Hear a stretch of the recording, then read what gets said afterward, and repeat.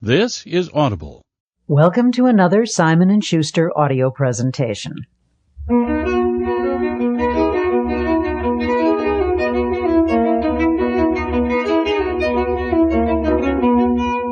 Power of Positive Thinking was first published in 1952. Over the years, it has continued to be an inspirational bestseller. Through its vivid demonstrations of the power of faith, it has helped millions of men and women find a workable method for achieving happiness and success. And now, here is Dr. Norman Vincent Peale. Altogether, too many people are defeated by the everyday problems of life. They go struggling through their days with a sense of dull resentment at what they consider the bad breaks life has dealt them.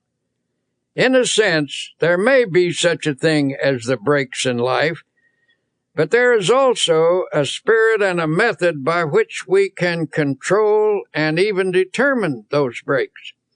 It's a pity that people let themselves be defeated by the problems, cares, and difficulties of human existence, and it is also quite unnecessary. At the time I wrote The Power of Positive Thinking, it never occurred to me that several million copies would be sold. I am grateful for this, not because so many books were sold, but because I've been privileged to suggest a simple, workable philosophy of living to so many people.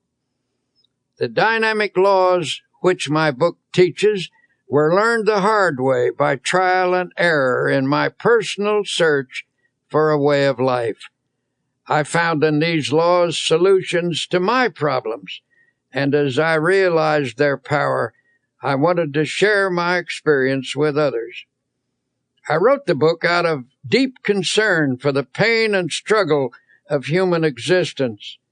The examples and techniques I present show that you don't have to be defeated by anything, that you can have peace of mind, improved health, and a never-ceasing flow of energy. Positive thinking is both a philosophy and an expression of faith.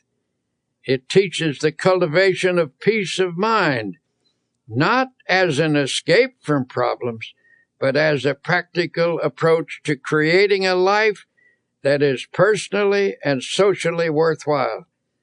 The way of life to which this book is a witness is very wonderful. Although the road can be a difficult one, it is also full of hope and victory and even joy. It is my sincere hope that you will take these principles to heart and discover for yourself how the power of positive thinking can truly change your life. The greatest secret for eliminating the inferiority complex, which is another term for profound self-doubt, is to fill your mind to the overflowing with faith. Develop a tremendous faith in God, and that will give you a humble yet soundly realistic faith in yourself. And how do you acquire this dynamic faith? Well, the answer begins with the study of the Scriptures and the use of prayer, lots of prayer. The Scriptures say, according to your faith be it unto you. The bigger your problem, the bigger your prayer should be. Drive your prayers deep into your doubts, into your fears and insecurities. Pray deep, big prayers that have plenty of strength, and you will come up with a powerful and vital faith. It is also helpful to go to a competent spiritual advisor, a minister, a priest, or a rabbi for instruction. The ability to make faith work for you is a skill, and like any skill, it must be studied and practiced to be perfected. One of the most powerful cures for self-doubt is the thought that you are not alone in this world, that Almighty God is actually with you, helping you, that He will be your companion, that He will stand by you, support you, and see you through every adversity. To practice this belief, simply affirm, God is with me. God is helping me. God is guiding me. Spend several minutes each day visualizing God's presence. Then practice believing that affirmation. Go about your business on the assumption that what you have affirmed and visualized is absolutely true. The release of power and confidence which this procedure stimulates will astonish you. Along with prayer and study of the Scriptures, another very effective way to build self-confidence is by suggesting confidence concepts to yourself. If your mind is obsessed by thoughts of insecurity and inadequacy, that is, of course, because such thoughts have dominated your thinking over a long period of time. You must give your mind a different and more positive thought pattern, and that requires discipline. In the busy activities of daily existence, the repetition of positive ideas can help re-educate the mind and make of it a power-producing plant. It is possible, even in the midst of your daily work, to drive confident thoughts into your consciousness. Let me tell you about a method one man discovered. This man once went around with the feeling that something terrible was going to happen to him, and it made his life miserable, of course. His mind was saturated with a sense of inferiority. This mental state was reflected in his business, which was doing poorly. But then he hit upon a plan which knocked all those thoughts out of his mind, a plan which allowed him to live with a sense of confidence in himself and in life. I'm a traveling salesman, he explained, and I drive around all day calling on my customers. I've discovered that while a person drives, he or she thinks all kinds of thoughts. If the pattern of thought is negative, one will think many negative thoughts during the day, and that's the way I used to be, he said. I used to drive around all day between calls with my mind full of fear and defeat, and that is one of the reasons my work was going so poorly. Then he showed me his plan.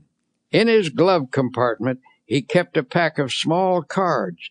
He chose one and clipped it on the instrument panel of his car. It read, "If you have faith, nothing shall be impossible unto you." He pulled out another, which read, "If God be for us, who can be against us?" He told me that as he drove around, he memorized these thoughts. He said, "I've learned to think differently as a result of this practice. The old insecurities that used to haunt me are just about all gone now. And instead of thinking thoughts of defeat and despair, I think thoughts of faith and courage. It is really wonderful the way this method has changed me. It has helped my business, too. For how can you expect to make a sale if you approach a customer thinking you are going to fail? This plan is a very wise one. By filling his mind with affirmations of the presence, support, and help of God, this man actually changed his thought processes. He put an end to the domination of his long-held sense of insecurity. His potential powers were set free. You see, feelings of confidence depend upon the type of thoughts that habitually occupy your mind. If constantly you fix your attention upon dire events that might happen, the result is that you will constantly feel insecure. And what is even more serious is the tendency to create, by the power of thought, the very condition you fear. But when you fill your mind with thoughts of faith, confidence, and security, you force out all thoughts of doubt and weakness. One man I know used a process I'll repeat often in this tape. He went through the Bible and underlined every passage about courage and confidence that he could find. He then committed these lines to memory, in effect, cramming his mind full of the healthiest, happiest, and most powerful thoughts in the world. After a few weeks, the change in him was little short of remarkable. From almost complete defeat, he became an inspiring and confident personality. He now radiates courage and magnetism. He regained confidence in himself and in his own powers by a simple process of thought conditioning. Ralph Waldo Emerson declared a tremendous truth when he said, "They conquer who believe they can." He also said, "Do the thing you fear, and the death of fear is certain." Practice confidence and faith, and your fears and insecurities will soon have no power over you at all. The blows of life, from daily difficulties to large-scale problems, tend to dissipate energy and leave you spent and discouraged. In such a condition, your true inner power is often obscured, and it becomes easy to yield to setbacks by feeling hopeless. When you find yourself in such a state, it is important to reappraise your assets. A reasonable self-evaluation will convince you that things are not as hopeless as you think they are. For example, a man of 52 consulted me. He was in despair. He told me that everything he had built up over his lifetime had been swept away. "Everything?" I asked sympathetically. "Everything," he repeated. "I have nothing left at all. Everything is gone. There is no hope, and I am too old to start all over again." And he said, "Sadly, I have lost all faith."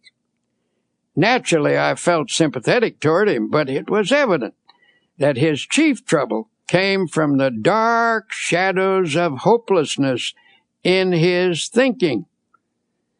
These shadows had entered into his mind and had distorted his outlook. His true powers had retreated behind this twisted thinking, leaving him without any force. So I said, "Suppose we take a piece of paper, and on it list the values you have left." There's no use," he sighed. "I haven't a single thing left." "Well," I said, "let's just see anyway. Now, is your wife still with you?" "Why, yes, of course, and she's wonderful," he added. "We've been married for 30 years. She would never leave me, no matter how badly things were." "All right," I said, "let's put that down. Wife's still with me. And how about your children?"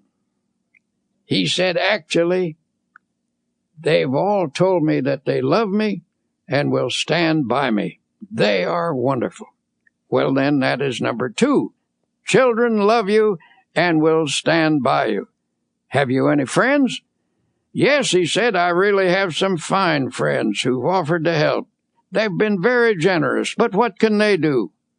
So I wrote down number 3, fine friends who hold you in esteem. "How about your integrity, your standing in the community?" "Oh, okay. I've always tried to do the right thing." "Well, let's put that down as number 4, integrity, good standing." "How about your health?" "My health is okay, I'm glad to say." Number 5, then, is good physical health. "How about the United States? Do you still think it's the best place to do business and is the land of opportunity?" "Well, you and me both agree that it's the only country in the world we'd want to live in," he replied. "Well, then, that's number 6. You live in the USA, land of opportunity, and you're glad to be here." Then I asked, How about your religious faith? Do you believe in God and that God will help you? Yes, he admitted, I don't think I could have gotten through this at all if I hadn't had some help from God. At this point, I read him the assets we'd listed. Then I shoved it across the table to him. Take a look at that, I said. You've got quite a total of assets there. I thought you told me everything had been swept away. He grinned sheepishly. I guess I never thought of the situation that way. Perhaps things aren't so bad at that, he said pensively. Maybe I can start all over again. If I could just get some confidence, if I could just get the feel of some power inside me. Well, in time, he did get that feeling, and he did start all over again. But he did so only when he changed his viewpoint, his mental attitude. It was faith that swept away his doubts and gave him more than enough power to overcome all of his difficulties. And I must admit he had plenty at the time. This incident illustrates a profound truth, that attitudes are more important than facts. Anything facing us, however difficult, is not as important as our attitude towards it. The secret to rising above most difficulties is simply to gain a more balanced view, with a slant that is weighted a bit on the positive side. So if you feel you are defeated and have lost confidence in your ability to win, tell you what you do. Take a piece of paper and make a list, not of the factors that are against you, but of those that are for you. If anyone thinks constantly of opposing forces, those forces will get built up until they assume a formidable strength, which they actually don't possess.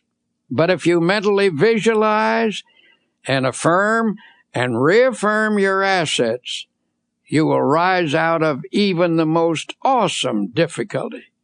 Your inner powers will reassert themselves, and with the help of God, lift you from defeat to victory.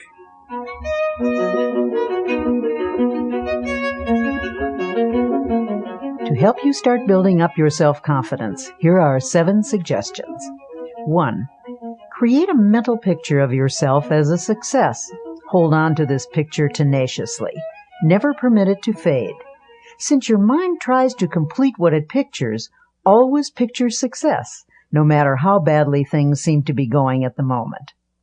Whenever a negative thought about your personal power comes to mind, deliberately voice a positive thought to cancel it out. 2. Don't build up obstacles in your imagination. Minimize them instead. Problems should be seen for what they are and never inflated by fearful thoughts. 3. Don't be awestruck by other people or try to copy them. Remember that most people, despite a confident appearance, are often as scared and as doubtful of themselves as you are. 4. Get a competent counselor to help you understand the origin of your feelings of inferiority and self-doubt. These feelings often begin in childhood. Self-knowledge leads to a cure. 5. Each day, practice the following affirmation. Repeat it out loud if possible. I can do all things through Christ who strengthens me. Here's another dynamic affirmation. If God be for us, who can be against us? 6. Make what you think is a true estimate of your own ability, then raise it 10%. Don't become egotistical, but develop a wholesome self-respect. Believe in your own God-released powers. 7. Put yourself in God's hands. To do that, simply state, I am in God's hands. Then believe you are now receiving all the power you need. Affirm that the kingdom of God is within you, in the form of adequate power to meet all of life's demands. Remind yourself that God is with you, and there is nothing that can defeat Him. Now, Dr. Peale illustrates an important fact about human nature. You can think your way to failure and misery, but you can also think your way to success and happiness. Because thoughts are real and dynamic, learning to harness their power is a crucial step in creating a life of your own choosing. Some years ago, I was working with a group of people to establish a nonprofit inspirational magazine. At one point, our endeavor was faced with severe financial problems. In other words, it was almost broke. And when it seemed almost impossible to keep going, I called a meeting. I invited a woman who had once contributed a nice sum to this magazine, hoping that lightning might strike twice in the same place. But this time, she said she would give us something of greater value than money. This rather surprised us, for under the circumstances, we couldn't think of anything more valuable than money. When she told us she was going to give us a creative idea, we didn't jump with enthusiasm. All we could think was, how can we pay our bills with an idea? But, as it turned out, an idea is precisely what helped us pay our bills. Every achievement in the world was first initiated as a creative idea. First the idea, then faith in it, then the means of implementing the idea. That is the way success proceeds. This woman continued. Now she said, here is the idea. What is your present trouble? Your trouble is that you lack everything, don't you? You lack money. You lack subscribers, you lack equipment, you lack courage. And why do you suppose you lack everything? Why, simply because you're only thinking about what you lack.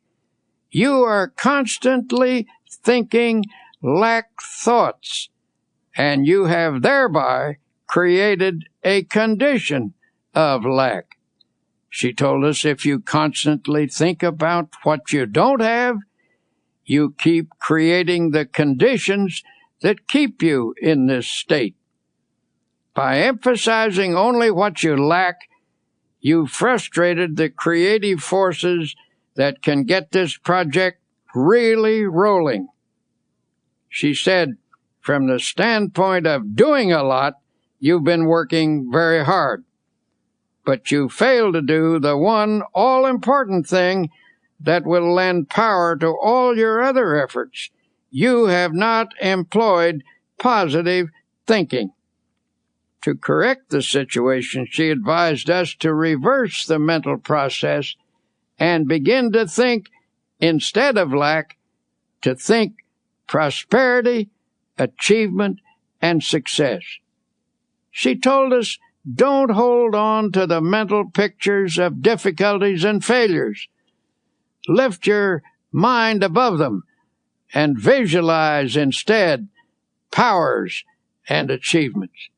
When you elevate your thoughts into the realm of attainment, you look down on your problems rather than up at them, and thus you get a more encouraging viewpoint. Always come up over your problems mentally. Never approach a problem from below. Wise advice, if you ask me. Anyway, it worked. She told us the key was to visualize the solution to our problem. Suddenly she asked, how many subscribers do you need to keep this magazine going? At that time, we had only 40,000 paid subscribers. I thought quickly and said 100,000 would do it. All right, she said confidently. That's not too hard. In fact, that's easy. All you need to do is to visualize 100,000 people being creatively helped by this magazine, and you will have them. In fact, the minute you can see them, image and visualize them in your mind, you already have them. She turned to me and she said, can you see 100,000 subscribers at this minute? Look out there. Look ahead of you. In your mind, can you see them? Well, I wasn't convinced, and I said rather doubtfully, well, maybe so, but they seem pretty dim to me. She seemed a little disappointed in me as she repeated, "Use your imagination to visualize those 100,000 subscribers." I guess my imagination wasn't working too well because all I could see was the insufficient but actual 40,000 paid subscribers. Then she turned to someone else. "Can you see 100,000 subscribers?" she asked. I rather doubted that he would either, but this fellow does have a creative imagination, and I noticed by the fascinated look on his face that she had him. He was gazing straight ahead with a look of wonder. When she asked again, "Do you see the 100,000 subscribers?" "Yes," he cried eagerly. "Yes, I do see them." Electrified, I demanded, "Where are they? Point them out to me." Then I, too, began to visualize them. "Now," continued the woman, "let us say a prayer, and together thank God for giving us 100,000 paid subscribers." Frankly, I thought that was pushing the Lord rather hard. But then I remembered a verse in the Scripture where it says, "And all things whatsoever ye shall ask in prayer, believing, ye shall receive them." That means that when you pray for something, visualize what you pray for, believe that if it is God's will and is not selfishly sought after, then it is at that moment given to you. If you have difficulty believing this story, let me assure you that from that moment on, our magazine enterprise never lacked for anything. I tell you this because I was awed by the experience, realizing that I had stumbled upon a tremendous formula for personal victory. I call it the power of positive imaging. I decided to apply it from then on to my own problems, and whenever I've done so, I've had marvelous results. But whenever I've failed to do so, I've missed great opportunities. One of the most important insights about the human race was expressed by the famous psychologist William James. He said, "The greatest discovery of my generation is that human beings can alter their lives by altering their attitudes of mind. In other words, as you think, so shall you be." If you want to improve your situation, get rid of all your old, tired, worn-out thoughts. Fill your mind with fresh, new, creative thoughts of faith, love, and goodness. By this process, you can actually remake your life. One business executive I know is the type of person who is never defeated. No problem, no setback, no obstacle ever gets him down. He simply attacks each difficulty with an optimistic attitude and a ready confidence that it will work out all right. And in some strange way, it always does. He seems to have a magic touch in life, a touch that never fails. One day he told me his secret. I was visiting his plant, a modern structure equipped with the latest machinery, using the most up-to-date production methods. It was a factory of outstanding efficiency.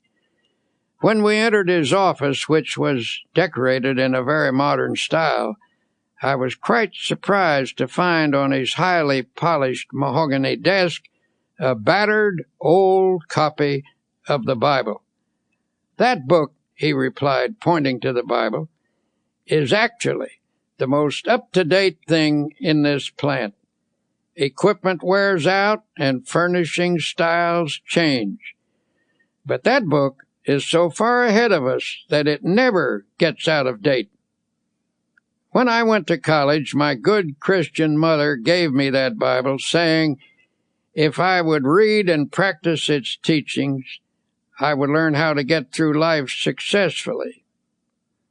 I took the book, he said, just to humor her, but for years I practically never looked at it. I thought I didn't need it. Well, how stupid can you get? And I got my life in a terrible mess. He continued his story saying everything went wrong primarily because I was wrong. I was thinking wrong and acting wrong. I succeeded at practically nothing, failed at almost everything. Now I realize that my principal trouble was wrong thinking. I was negative, resentful, cocky, opinionated. Nobody could tell me anything. I was filled with gripes at everybody. Little wonder I had no friends. Well, he said, one night I was going through some papers and I came across the long-forgotten Bible. It brought up old memories, and I started to read it aimlessly. It's strange how things happen, how in just a moment of time, everything can become different. As I read, a sentence leaped up at me, a sentence that changed my life. And when I say changed, I mean changed. Here is the sentence this man quoted. The Lord is the strength of my life. In this will I be confident. I don't know why that one line affected me so, he went on, but it did. I now know that I was weak and a failure because I had no faith, no confidence. But when I read that line, something clicked in my mind. I guess I had what they call a spiritual experience. I decided to put my faith in God thereafter and sincerely try to do my best, following the principles laid down in the Bible. As I did so, I began to get hold of a new set of positive thoughts. In time, my old ways of thinking faded away, and these new thoughts took over and remade me. This incident illustrates an important fact about human nature, which is you can think your way to failure and misery, but you can also think your way to success and happiness. The world in which you live is not primarily determined by outward conditions and circumstances, but by the thoughts that habitually occupy your mind. As Emerson declared, a man is what he thinks about all day long. It has been said that thoughts are things, that they actually possess dynamic power. You can actually think yourself into or out of situations. You can make yourself ill with your thoughts, and by the same token, you can make yourself well by the use of a healing type of thought. Think positively, and you create an atmosphere that nurtures the development of positive outcomes. At this very moment, potential positive ideas are working in your mind. By releasing and developing these ideas, you can solve your financial problem or your business situation or anything. The practical use of your creative, positive thought pattern can remake your life, and you along with it. There was a time when I acquiesced in the silly idea that there is no relationship between faith and prosperity, that when one talked about religion, it should never be related to achievement, that it dealt only with ethics and morals or social values.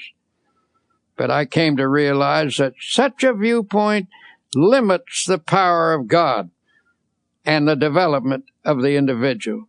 Christianity teaches that there is a tremendous power in the universe and that this power can and does dwell in personality. It is a power that can blast out all defeat and lift a person above every difficult situation. We have seen the demonstration of atomic energy. We know that astonishing and enormous energy exists in the universe. This same force of energy resides in the human mind. Nothing on earth is greater than the human mind in potential power.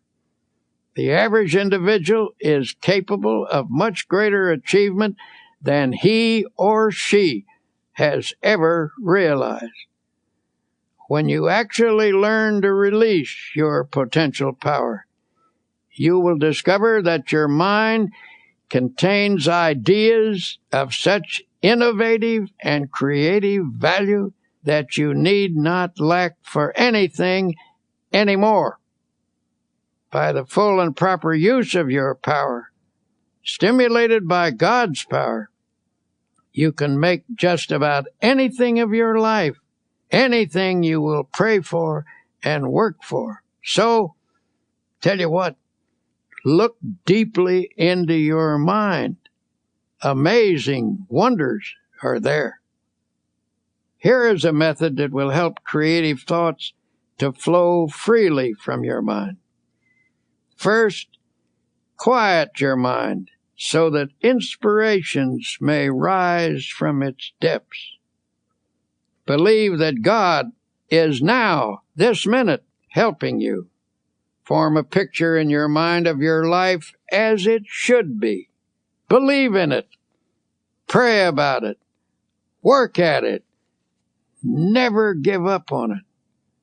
Organize your life on a spiritual basis so that God's mighty principles really go to work within you.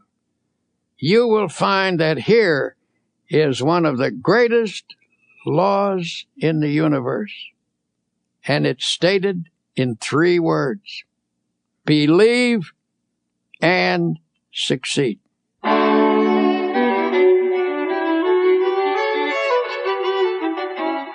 In the final analysis, the basic reason a person fails to live a creative and successful life is because of error within himself. His thinking is wrong. When the 23rd Psalm says, "He leadeth me in the paths of righteousness," it not only means that a person is to depart from evil and do good, but that he is to change his thinking from wrong to right, from error to truth.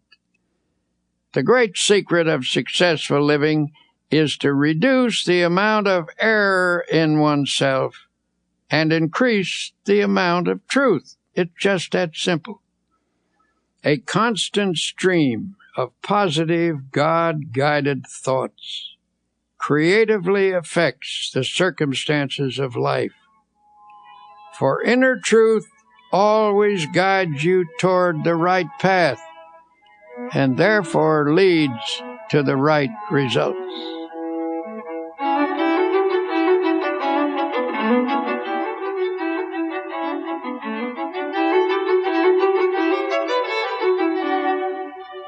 Here are some practical suggestions for changing your mental attitude from negative to positive.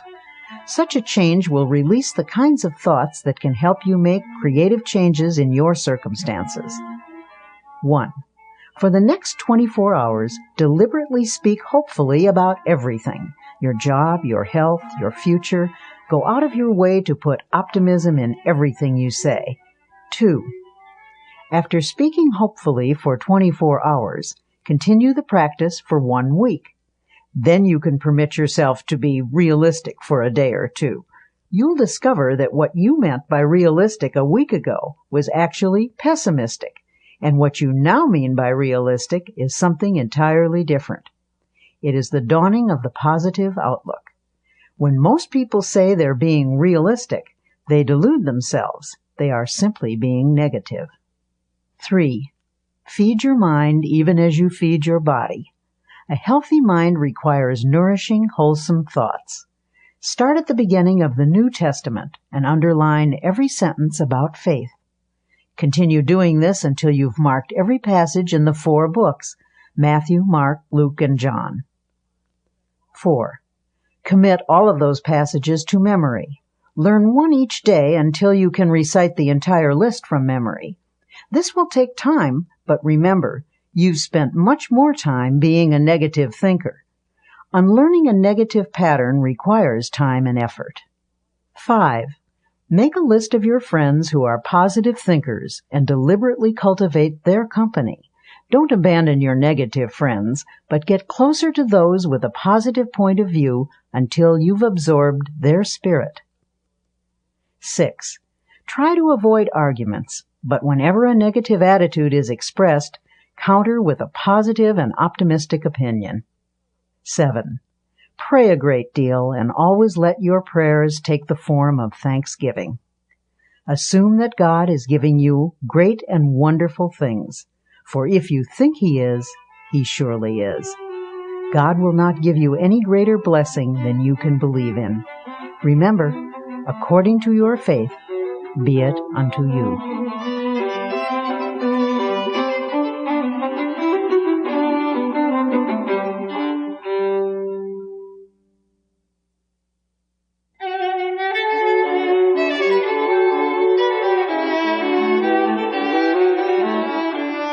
We've all had problems from time to time, and for some of us they've been so large we're tempted to think that no power on earth can save us.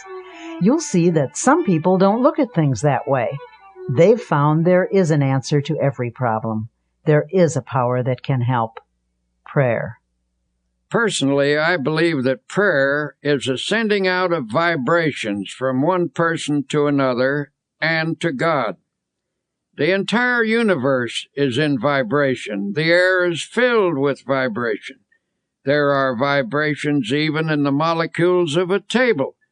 The reaction between two human beings is in vibration. When you send out a prayer for another person, you are activating the forces of a spiritual universe. You transmit from yourself to another person a sense of love, helpfulness, support, a sympathetic, powerful understanding. In this process, you awaken the creative vibrations through which God brings to pass the good things you pray for. Prayer power is a manifestation of energy. Just as there are scientific techniques for the release of atomic energy, so are there procedures for the release of spiritual energy through prayer. Tension and other related troubles can result from a lack of inner harmony, but it is remarkable how prayer restores the harmonious functioning of body and soul. It appears that even the aging process can be held in check by prayer. You need not lose your vital energy or become weak and listless just because of accumulating years, nor is it necessary for your spirit to sag or become dull. Prayer can actually freshen you up every evening and send you out renewed every morning. And of course, if prayer is driven deeply into your subconscious, you can receive guidance in problems. If you haven't experienced this power, perhaps you need to learn some new techniques of prayer. It is important to realize that you're dealing with the most tremendous power in the world when you pray. The key is to find the process that most effectively opens your mind to God.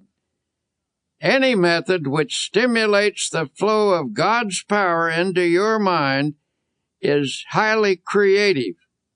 If you've been praying in a certain manner, even if it's brought blessings, which it doubtless has, perhaps you can pray even more profitably by varying the pattern and by experimenting with fresh prayer formulas. One man I know opened a small business in New York City a number of years ago. He characterized his first establishment as a little hole in the wall. He had only one employee. In a few years, this man moved into more extensive quarters. It became a very successful operation. As he described it, his method of business was to fill the little hole in the wall with optimistic prayers and positive thoughts. He declared that hard work, positive thinking, fair dealing, right treatment of people, and the proper kind of praying always gets results. This man, who certainly has a creative and innovative mind, worked out his own formula for solving his problems. It's a curious formula, but I have practiced it myself, and I know that it works. The formula is 1. Prayerize. 2. Picturize. 3. Actualize. By prayerize, he meant a daily system of creative prayer. When a problem arose, he talked it over with God very simply and directly. He didn't talk to God as to some vast and far-off shadowy being, but conceived of God as being with him there in his office, in his home, on the street, in his car, always nearby as a partner and close associate. He took seriously the biblical injunction to pray without ceasing. He interpreted this to mean that he should go about the business of each day, discussing with God in a natural manner the questions and decisions that had to be resolved. He filled his daily life full of prayer. That is to say, he lived by prayer. For example, he would say, "What will I do about this, Lord?" Or, "Give me a fresh insight on this, Heavenly Father." The presence of God finally came to dominate his conscious and ultimately his unconscious thinking. In effect, he prayerized his daily life and business. The second point in his formula of creative prayer is to picturize. We've all seen how the person who assumes success tends to already have success. People who assume failure tend to have failure. When either failure or success is pictured, there is a very strong tendency for that picture to actualize as fact and become reality. To assure something worthwhile happening, therefore, first pray about it and test it according to God's will. Then print a picture of it on your mind as happening, holding that image firmly in consciousness. Continue to check that picture to God's will, that is to say, put the matter in God's hands and follow God's guidance. Work hard and intelligently, thus doing your part to achieve success in the matter. Practice believing and continue to hold the picture firmly in your thoughts. Do this, and you will be astonished at the ways in which that which is visualized comes to pass. For example, a woman became aware she and her husband were drifting apart. Theirs had been a happy marriage, but the wife became preoccupied with social affairs, and the husband had gotten super busy. Before they knew it, the old-time close companionship was gone. Then, one day, she discovered his interest in another woman. At this, she lost her head and became hysterical. When she consulted her minister, he listened to her tale and then turned the conversation to herself. She admitted that she had become self-centered, sharp-tongued, and nagging. She then confessed that she had never felt herself the equal of her husband. Her sense of inferiority had made her retreat actually into antagonism. The minister suggested that she create an image of herself as capable and attractive. He whimsically told her that God runs a beauty parlor and that faith techniques could put beauty on a person's face and charm and ease in their manner. He gave her instruction in how to pray and how to spiritually picturize.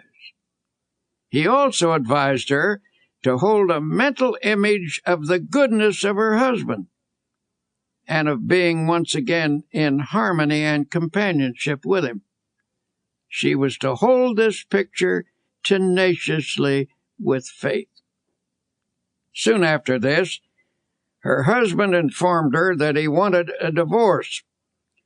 She had conquered herself enough by now to receive this request with calmness.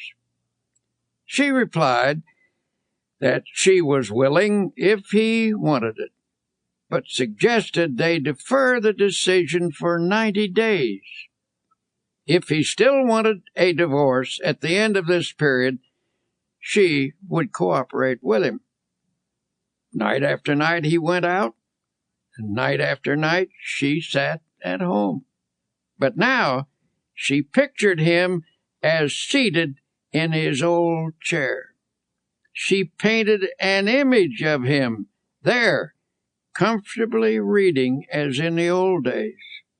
She visualized him puttering around the house, painting and fixing things as he used to do. She visualized the two of them playing golf together and taking hikes as they once did. She maintained this picture with steady faith, and one night, what do you know? There he actually sat in his old chair. She looked twice to be sure that it was the reality rather than the picturization. But perhaps a picturization is a reality, for at any rate, the actual man was actually there. After that night, he still went out occasionally, but more and more frequently, he sat in his chair. Then he began to read to her, as in the old days. Finally, one sunny Saturday afternoon, he asked, "What do you say to a game of golf?" The days went by pleasantly until she realized that the 90th day had arrived. That evening she said quietly, "Bill, this is the 90th day." "What do you mean?" he asked, puzzled. "The 90th day. Why, don't you remember? We agreed to wait 90 days to settle that divorce matter, and this is the day." He looked at her for a moment, and then, hidden behind his paper, he casually turned a page and said, "Don't be silly. I couldn't possibly get along without you. Where did you get the idea I would ever leave you?" When the New Testament says the kingdom of God is within you, it is informing us that God has provided us with all the potential abilities we need. It is up to us to tap and develop those powers. A man I know is the chief of 4 executives in a successful company. At regular intervals, these men have idea sessions. The purpose of these meetings is to tap all the creative ideas lurking in the minds of any of the 4. For this session, they use a room without telephones, buzzers, or other usual office equipment. Before starting the session, the group spends 10 minutes in silent prayer and meditation. They conceive of God as creatively at work in their minds. Each prays and meditates silently in his own way. Following the quiet period, all start talking, pouring out ideas that have come to their minds. Memos of the ideas are written on cards and thrown on the table. No one is permitted to criticize any idea at this point, for they believe that argument can stop the flow of creative thought. The cards are gathered up to be evaluated at a later session, which follows this idea-tapping session, where thinking is stimulated by prayer power. As one of the executives explained, we've come up with insights that not only show on our bottom line, but which have given us a new feeling of confidence. Beyond that, a deeper feeling of fellowship among the four of us has grown, and this has spread to others as well. Alert people everywhere are finding that by trying prayer power, they feel better, work better, sleep better, are better. A young woman came to me a while ago and admitted that she was filled with hate, jealousy, and resentment.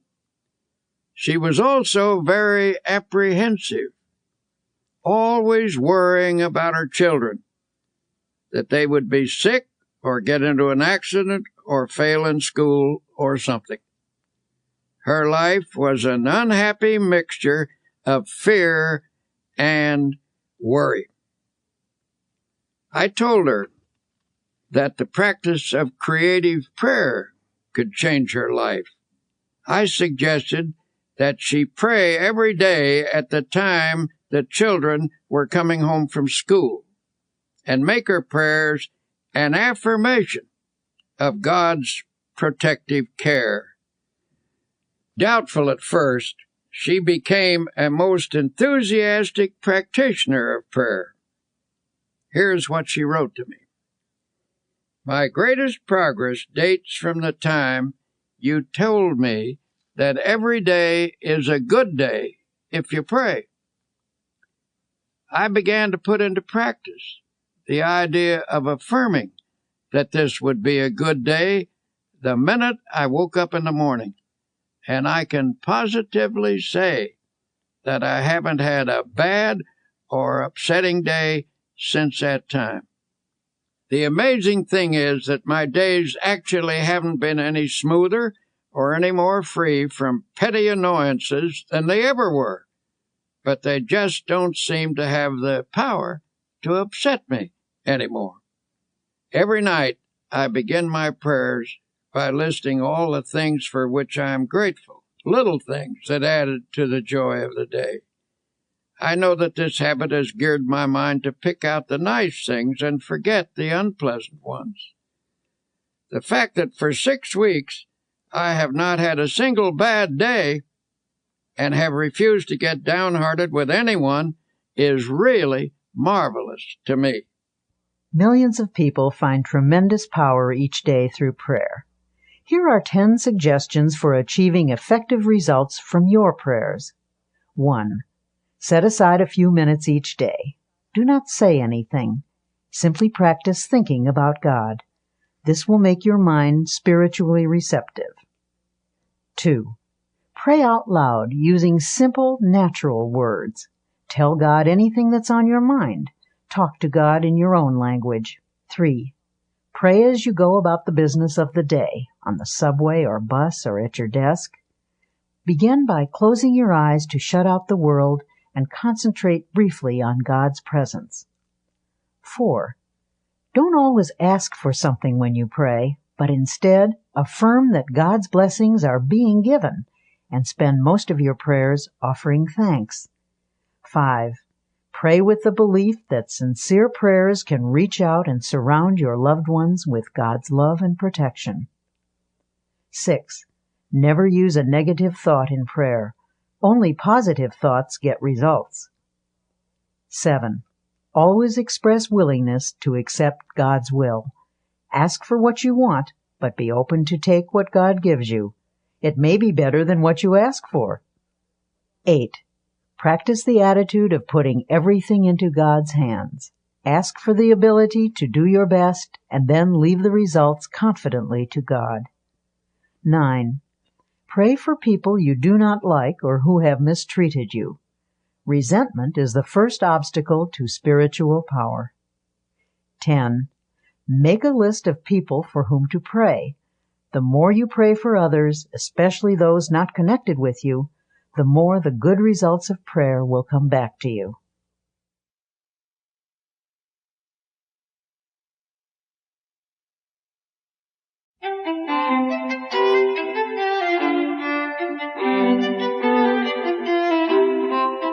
Some people, it seems, always have an extra dash of energy for just about any task they want to undertake. What's the secret? How do they do it? In this lesson, entitled Tune Into the Infinite, Dr. Peale talks about the source of all energy and how to tap into its boundless power. A Major League Baseball pitcher once played a long game when the temperature was over 100 degrees. He lost several pounds as a result of the afternoon's exertion, and at one stage of the game his energy was severely depleted. But this man had a unique method for restoring energy. He simply repeated a passage from the Old Testament. But they that wait upon the Lord shall renew their strength. They shall mount up with wings as eagles. They shall run and not be weary, and they shall walk and not faint. The pitcher completed the game with energy to spare. He explained the technique by saying, I sent a powerful energy-producing thought through my mind.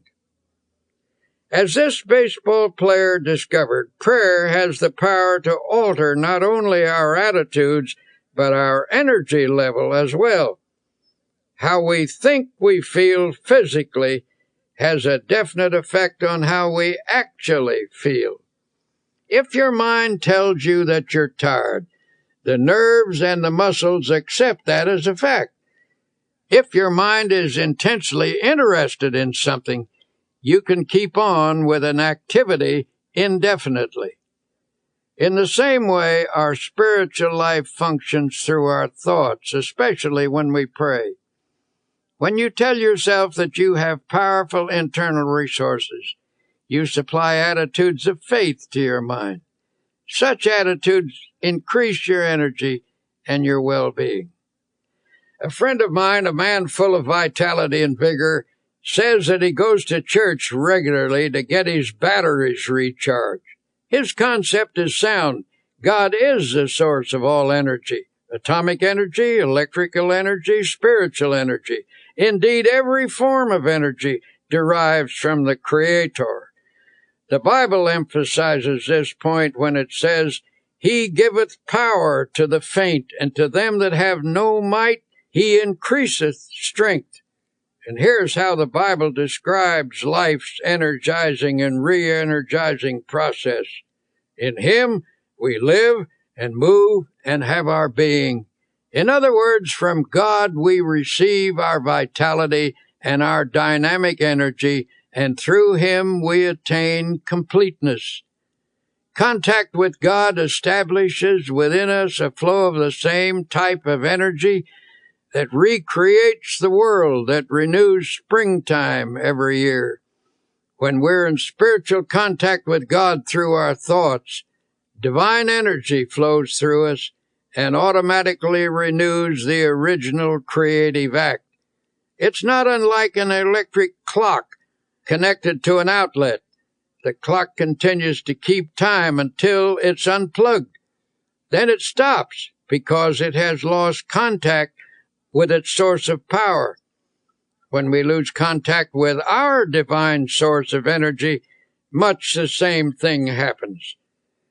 We can tap into a reservoir of boundless power, and from this source we can draw on unlimited energy for body and mind.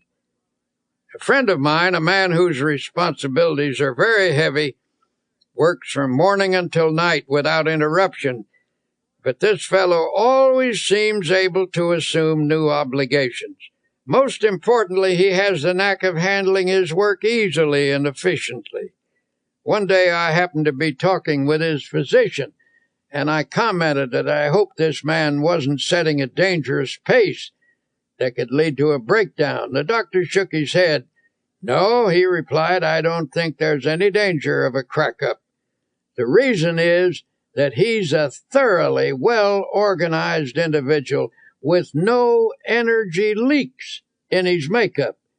He handles things with easy power and carries burdens without strain. He never wastes an ounce of energy. Every effort is applied with maximum force." When asked to account for this seemingly boundless energy and efficiency, the physician stated, "He's emotionally well integrated, and what's more important, he is a soundly religious person.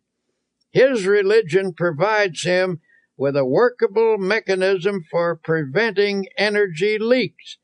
It isn't hard work that drains off energy, but emotional upheaval, and this man is entirely free from that." More and more people are realizing that the maintenance of a sound spiritual and emotional life is an important factor in the enjoyment of a forceful personality. If proper attention is given to the spirit and the emotions, energy will be conserved. But if emotional reactions are not kept in balance, you will begin to see a drain on your vital force. When body, mind, and spirit work harmoniously, there is a natural and continuous replacement of necessary energy. It was the custom of Thomas A. Edison, the world's greatest inventive wizard, to come home from his laboratory after many hours of labor and lie down on his old couch. His wife said he would fall asleep as naturally as a child. In perfect relaxation, he would sink into a deep and untroubled slumber. After 3 to 5 hours, he would become instantly wide awake, completely refreshed, and eager to return to his work. When she was asked to analyze her husband's ability to rest in such a natural and complete manner, Mrs. Edison said, "He was nature's man." By that she meant that he was completely in harmony with nature and with God. He was free from obsessions, disorganization, conflict, mental quirks, and emotional instability. He worked until he needed to sleep. Then he slept soundly, arose, and returned to his work. He lived a long life and was in many respects the most creative mind ever to appear on the American continent.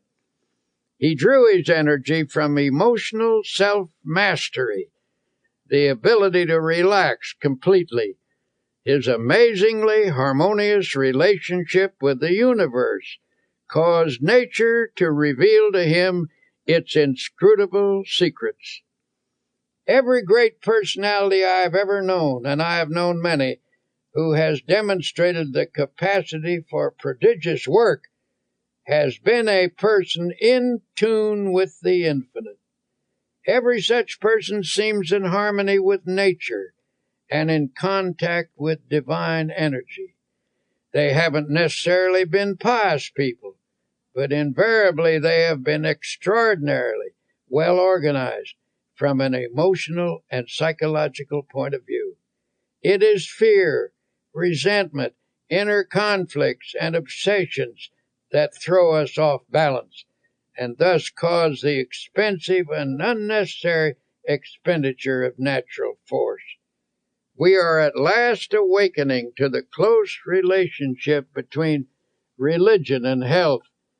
We are beginning to comprehend a basic truth, that our physical condition is determined very largely by our emotional condition, and our emotional life is profoundly regulated by our thought life. All through its pages, the Bible talks about vitality and force and life. The supreme overall word of the Bible is life, and life means vitality, to be filled with energy. Jesus stated the key expression, "I am come that they might have life, and that they might have it more abundantly." Or as one version has it, I am come that they might have life and have it in all its fullness. This does not rule out pain or suffering or difficulty, but the clear implication is that if a person practices the creative and recreative principles of Christianity, he can live with power and energy. It's important to note that the practice of these principles will bring a person into the proper tempo of living. Our energies are frequently destroyed because of the abnormally high pace at which we go about our lives. To conserve energy, you must get your personality speed synchronized with the rate of God's movement. God is in you. If you are going at one rate and God at another, you will tear yourself apart. Though the mills of God grind slowly, yet they grind exceedingly small. The mills of most of us grind very rapidly, and so they grind poorly.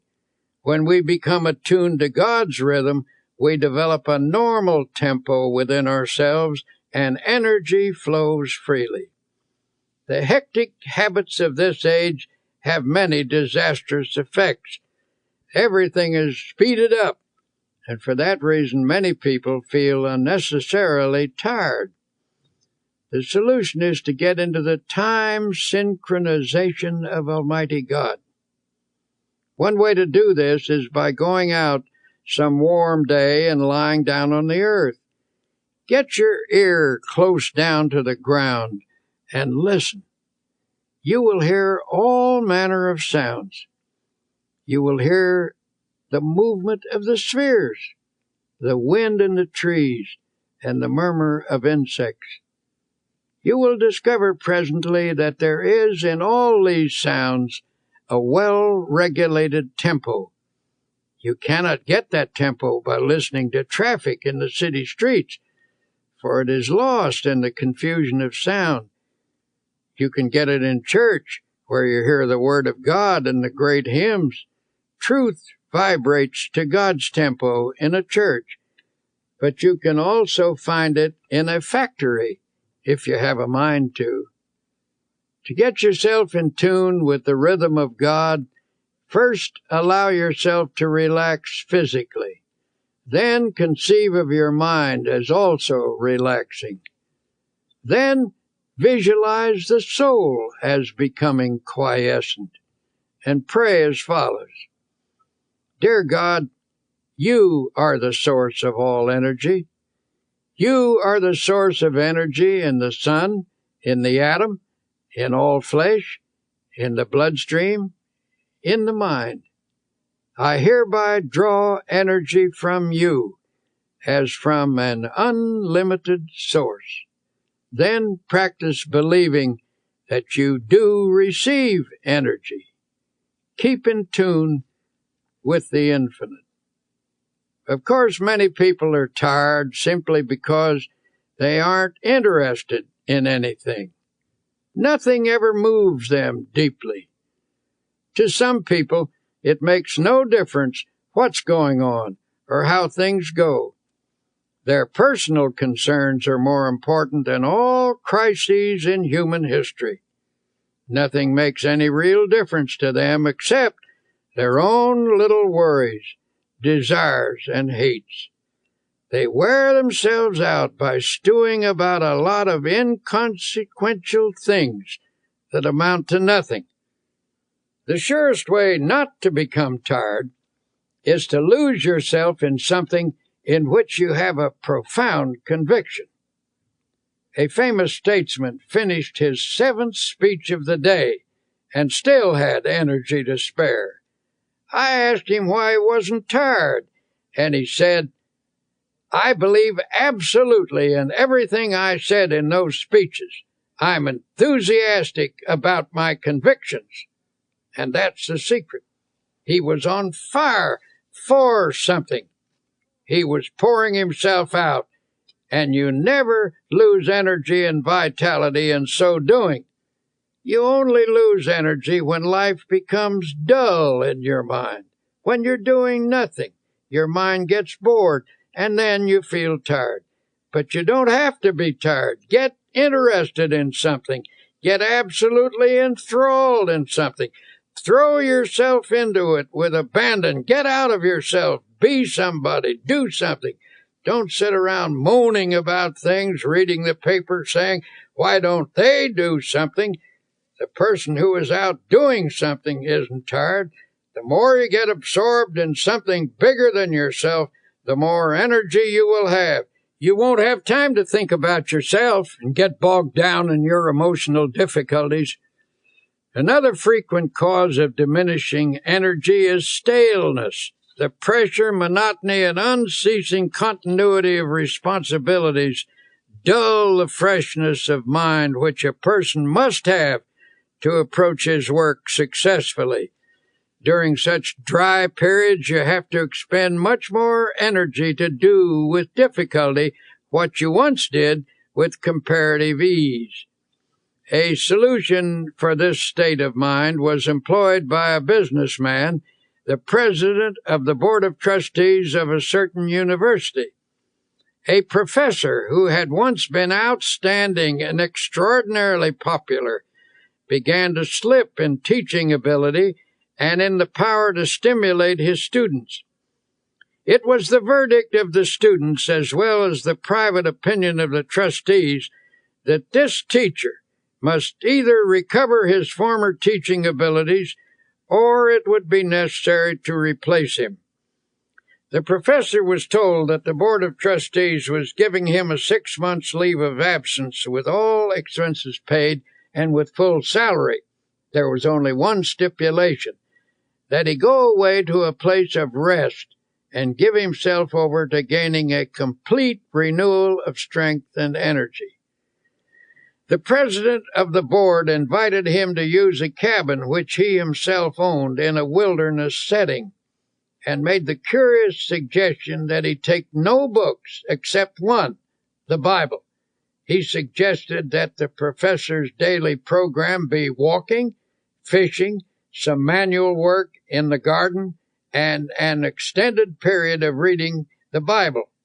He encouraged the professor to memorize as many passages as possible in order to saturate his mind with the great words and ideas which the book contains.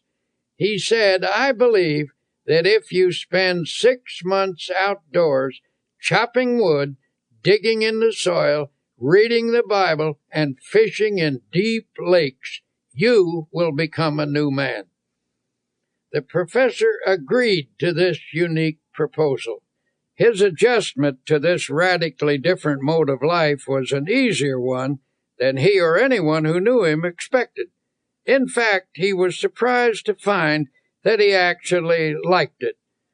After he became accustomed to active outdoor living, he discovered it had an immense appeal for him. He missed his intellectual associates and his reading for a while, but forced back upon the Bible, his only book, he became immersed in it. To his amazement, he found the Bible to be, as he put it, a library within itself. In the pages of the Bible, he found faith and peace and power. In 6 months, he was a new man. When he returned to teaching, his colleagues and students found him a person of compelling power and exciting inspiration. His staleness had gone, and the old-time energy returned. The spiritual retreat caused his power to surge again and renewed his zest for living. Here are a few suggestions for increasing your energy and vitality. 1. Remember, how you think you feel physically has a definite effect on how you actually feel. Tell yourself frequently that you have powerful internal resources. 2. God is the source of all energy. To tap into this boundless reservoir, repeat this affirmation. He giveth power to the faint, and to them that have no might, he increases strength. 3. Try to stay in harmony with nature and in contact with divine energy. People who are free of fear, resentment, inner conflicts, and obsessions have an abundance of energy because they don't waste their precious emotional resources. 4. Get interested in something. People frequently feel tired because they aren't on fire for something outside their own small circle of interests. 5. Rejuvenate your spirit by taking yourself away from daily routines. Take along a Bible as your companion.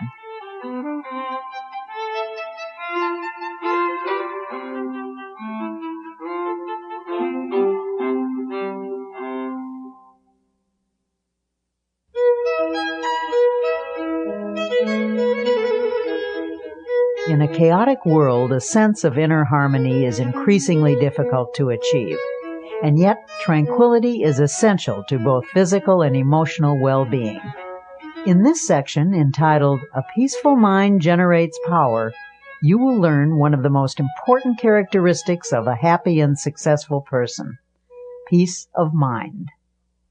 How often have you found yourself complaining about how poorly you slept the night before? That you went to bed with an ear full of trouble? Given the choice, wouldn't you rather fall asleep with a mind full of peace? The secret to a mind full of peace lies in one's mental attitude. The life of strain is very difficult. On the other hand, the life of inner peace, being harmonious and without stress, is the easiest type of existence. It is a life which accepts God's gift of peace and embraces the attitude of relaxed trust in Him. The first technique recommended is to practice emptying the mind. I cannot emphasize enough the importance of a frequent mental catharsis. This means clearing the mind of fears, hates, insecurities, regrets, and guilt. The mere attempt to empty the mind tends to give relief. Haven't you ever experienced a welcome sense of release when you've poured out your troubles to somebody you can trust? One effective method for doing this is the daily practice of silence. Everyone should insist upon at least 15 minutes of absolute silence every day. Go alone into the quietest place available and sit or lie down. Do not talk, do not write, do not read. Think as little as possible. Conceive of your mind as the surface of a body of water and see how nearly quiet you can make it so that there isn't even a ripple. When you've attained a quiescent state, begin to listen for the deeper sounds of harmony and beauty and of God that are to be found in the essence of silence. I was once conducting a religious service on an ocean liner on a voyage to Hawaii. In the course of my talk, I suggested that people who were carrying worries in their minds go to the stern of the vessel and imaginatively take each anxious thought out and drop it into the ocean and watch it disappear in the wake of the ship. It seemed an almost childlike suggestion, but a man who had quite a no-nonsense manner came to me later that day and said, "You know something? Every evening at sunset, as long as this voyage lasts, I'm going to drop all my worries overboard until I develop the ability to cast them entirely out of my consciousness at will. Every day I shall watch them disappear in the great ocean of time." Doesn't the Bible say something about forgetting those things that are behind. Of course, just emptying the mind is not enough. To prevent those old unhappy thoughts from sneaking in again, you must refill the mind immediately with creative and healthy thoughts. These happy thoughts will stand guard when the old fears, hates, and worries that used to haunt you try to edge back in again. At intervals during the day, practice thinking a carefully selected series of peaceful thoughts. Let mental pictures of the most peaceful scenes you have ever witnessed pass across your mind. For example, you might see a beautiful valley filled with the hush of evening time as the shadows lengthen and the sun sinks to rest. Or you could recall the silvery light of the moon falling upon rippling waters, or the sea washing gently upon soft shores of sand. Serene images like these will work upon your mind as a healing medicine. You might also practice the techniques of repeating beautiful words out loud. Words have profound suggestive power, and there is healing in the very saying of them. Utter a series of panicky words, and your mind will immediately go into a mild state of nervousness. You will perhaps feel a sinking in the pit of your stomach that soon affects your entire body. If, on the other hand, you speak peaceful, quieting words, your mind will react in a peaceful manner. Use such words as, for example, tranquility. Repeat the word slowly several times. Tranquility is one of the most beautiful and melodic of all English words, and the mere saying of it tends to induce a tranquil state. It is also helpful to use lines from poetry. When peaceful quotations are dropped in the subconscious, they lubricate the mind with peace. Here is one from a 16th century mystic. Let nothing disturb you. Let nothing frighten you. Everything passes away except God. God alone is sufficient. The words of the Bible have a particularly strong therapeutic value. Drop them into the mind, allowing them to dissolve in consciousness, and they will spread a healing balm over your entire being.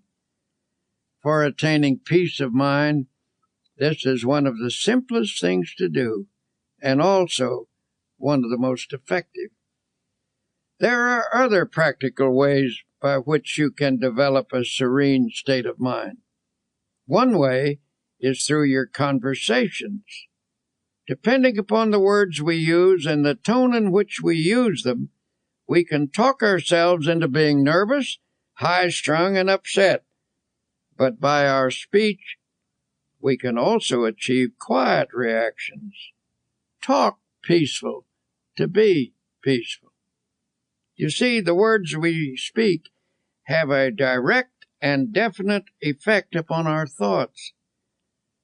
So in a group, when the conversation takes an upsetting trend, try injecting peaceful ideas into the talk.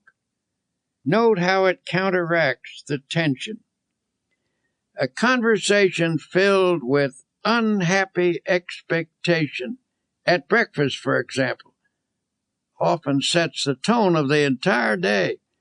On the other hand, if you start each day by affirming peaceful attitudes, your days will tend to be pleasant and successful. Perhaps our lack of inner peace is due in part to the effect of today's increased levels of noise. Research indicates that certain amounts of noise in the place we work, live, or sleep affects the nervous system and reduces efficiency.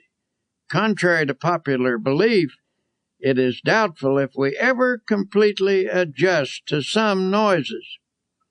No matter how familiar a repeated sound becomes, it never passes unheard by the subconscious. Automobile horns, the roar of airplanes, and other strident noises actually result in physical activity during sleep. Impulses transmitted to and through the nerves by these sounds cause muscular movements which keep us from getting a real rest. On the other hand, the practice of silence is healing, soothing, and healthy. The sense of rest that results from the practice of complete silence is of utmost value. Now there is another factor in the search for inner peace that I must mention. Frequently I find that people who lack a sense of inner peace are victims of self-punishment. At some time in their life, they've committed a sin and are then haunted by a sense of guilt. Sometimes this type of person has sought divine forgiveness, and the good Lord, we know, always forgives someone who asks him and who means it. However, there is a curious quirk in the human personality that sometimes won't allow an individual to forgive himself. A person like this feels he deserves punishment and is therefore always anticipating punishment. As a result, he lives in constant apprehension that something bad is going to happen. In order to find peace under these circumstances, he feels he must intensify his activity. He thinks that hard work will give him some release from his sense of guilt. A physician told me that a number of cases of nervous breakdown in his practice were linked to such guilt feelings, where the patients unconsciously attempted to compensate by hectic overwork. Then they attributed their breakdown not to a sense of guilt, but to their overworked condition. This doctor told me that such a breakdown needn't happen if only the patient could be released from his guilt. Under such circumstances, peace of mind can be found by yielding the guilt as well as the tension it produces to the healing therapy of God. I once encountered an acquaintance at a quiet resort hotel. This was a high-pressured, hard-driving, and exceedingly nervous businessman. I found him sitting in the sun in a deck chair and said I was glad to see him relaxing in such a beautiful spot. Nervously, he replied, "I haven't any business being here. I have so much work to do at home. I'm under terrible pressure. I'm nervous, jumpy, I can't sleep. My wife insisted that I come down here for a week. The doctors say there's nothing wrong with me that right thinking and relaxation can't cure. But how in the world do I do that? I would do anything to get a sense of quiet inside myself." We talked a bit, and it came out that he was always worrying that something sinister was going to happen. For years he had lived in a constant state of apprehension about something happening to his wife or his children or his home. It was not difficult to analyze this case. His trouble rose from a double source, from childhood insecurities and from later guilty experiences. His mother had always felt that something was going to happen, and he absorbed her anxiety feelings. Later, he committed some sins, and his subconscious mind insisted upon self-punishment. As a result of this unhappy combination, he was now suffering from a highly inflamed state of nervousness. Finishing our conversation, I stood beside his chair a moment. There was no one near, so I rather hesitantly suggested, "Would you by any chance like me to pray with you?" He nodded, and I put my hand on his shoulder and prayed. "Dear Jesus, as you healed people in the long ago and gave them peace, heal this man now. Give him fully of thy forgiveness, and help him to forgive himself. Separate him from all his sins, and let him know that you do not hold them against him. Set him entirely free from them. Then let thy peace flow into his mind, into his soul, and into his body." He looked up at me with a strange expression on his face, and then turned away, for there were tears in his eyes. Months later, I ran into him in New York, and he said, "Something happened to me that day when you prayed for me. I felt a strange sense of quietness and peace," and he added, "healing."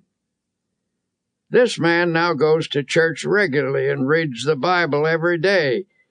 He follows the laws of God and has a great deal of driving force.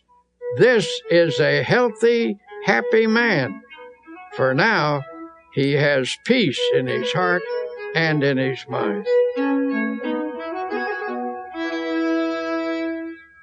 If you are having trouble finding peace of mind, here are a few exercises. 1.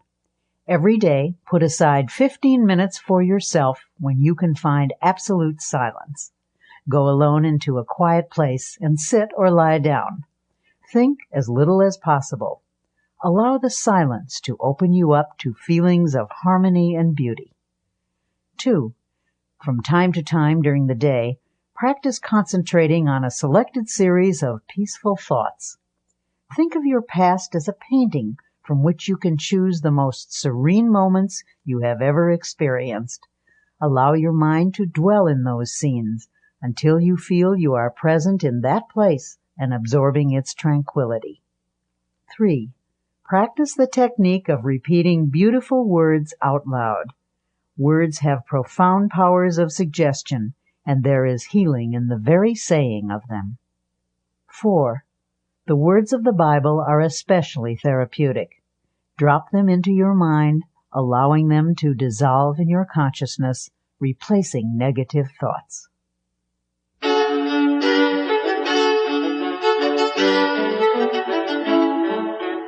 When your daily pace is a frantic one, it's more important than ever to remember that peace of mind is essential to efficiency, no matter what you do. Dr. Peale's prescription for accomplishing more in your life is to relax for easy power through the healing properties of calmness and quiet. Do you ever fume and fret? Here is a picture of yourself if you do. The word fume means to boil up, to blow off, to be agitated. It conjures up images of someone who is seething and distraught. The word fret is equally descriptive. It is reminiscent of a sick child in the night, a petulant and irritating half-cry, half-whine. To fret is a term usually used when talking about children, but unfortunately it frequently describes the emotional reaction of many adults. The Bible advises us to fret not thyself. This is sound advice for people of our time. If we are to have power to live effectively, we just need to stop fuming and fretting and find instead real peace of mind. But how do you go about doing that? The first step is to reduce your pace, or at least the tempo of your pace. We don't usually realize how fast we're driving ourselves. Many people destroy their bodies by this pace, but even worse, they tear their minds and souls to shreds as well. The pace at which we live is determined by our thinking habits. It's possible for someone to live a quiet, physical existence and yet maintain a fast tempo emotionally. When the mind goes rushing on pell-mell from one feverish attitude to another, it becomes feverish too. This overstimulation produces fatigue, frustration, and emotional illness, and if this effect is so physically and emotionally pronounced, imagine what it does to that deep inner essence of the personality known as the soul.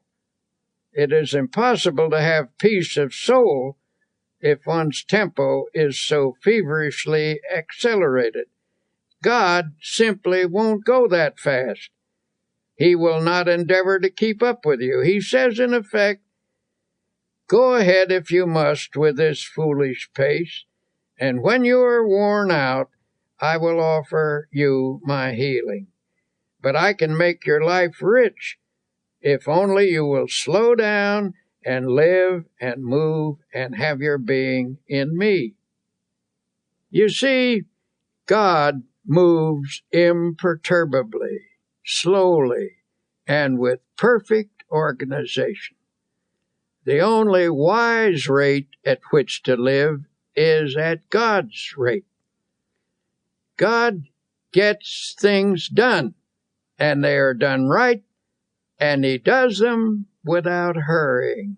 He neither fumes nor frets. He is peaceful, and therefore very efficient. This same peace is offered to us. Peace I leave with you. My peace I give unto you. Sometimes I wonder if this generation isn't so accustomed to tension and noise that many aren't comfortable without it.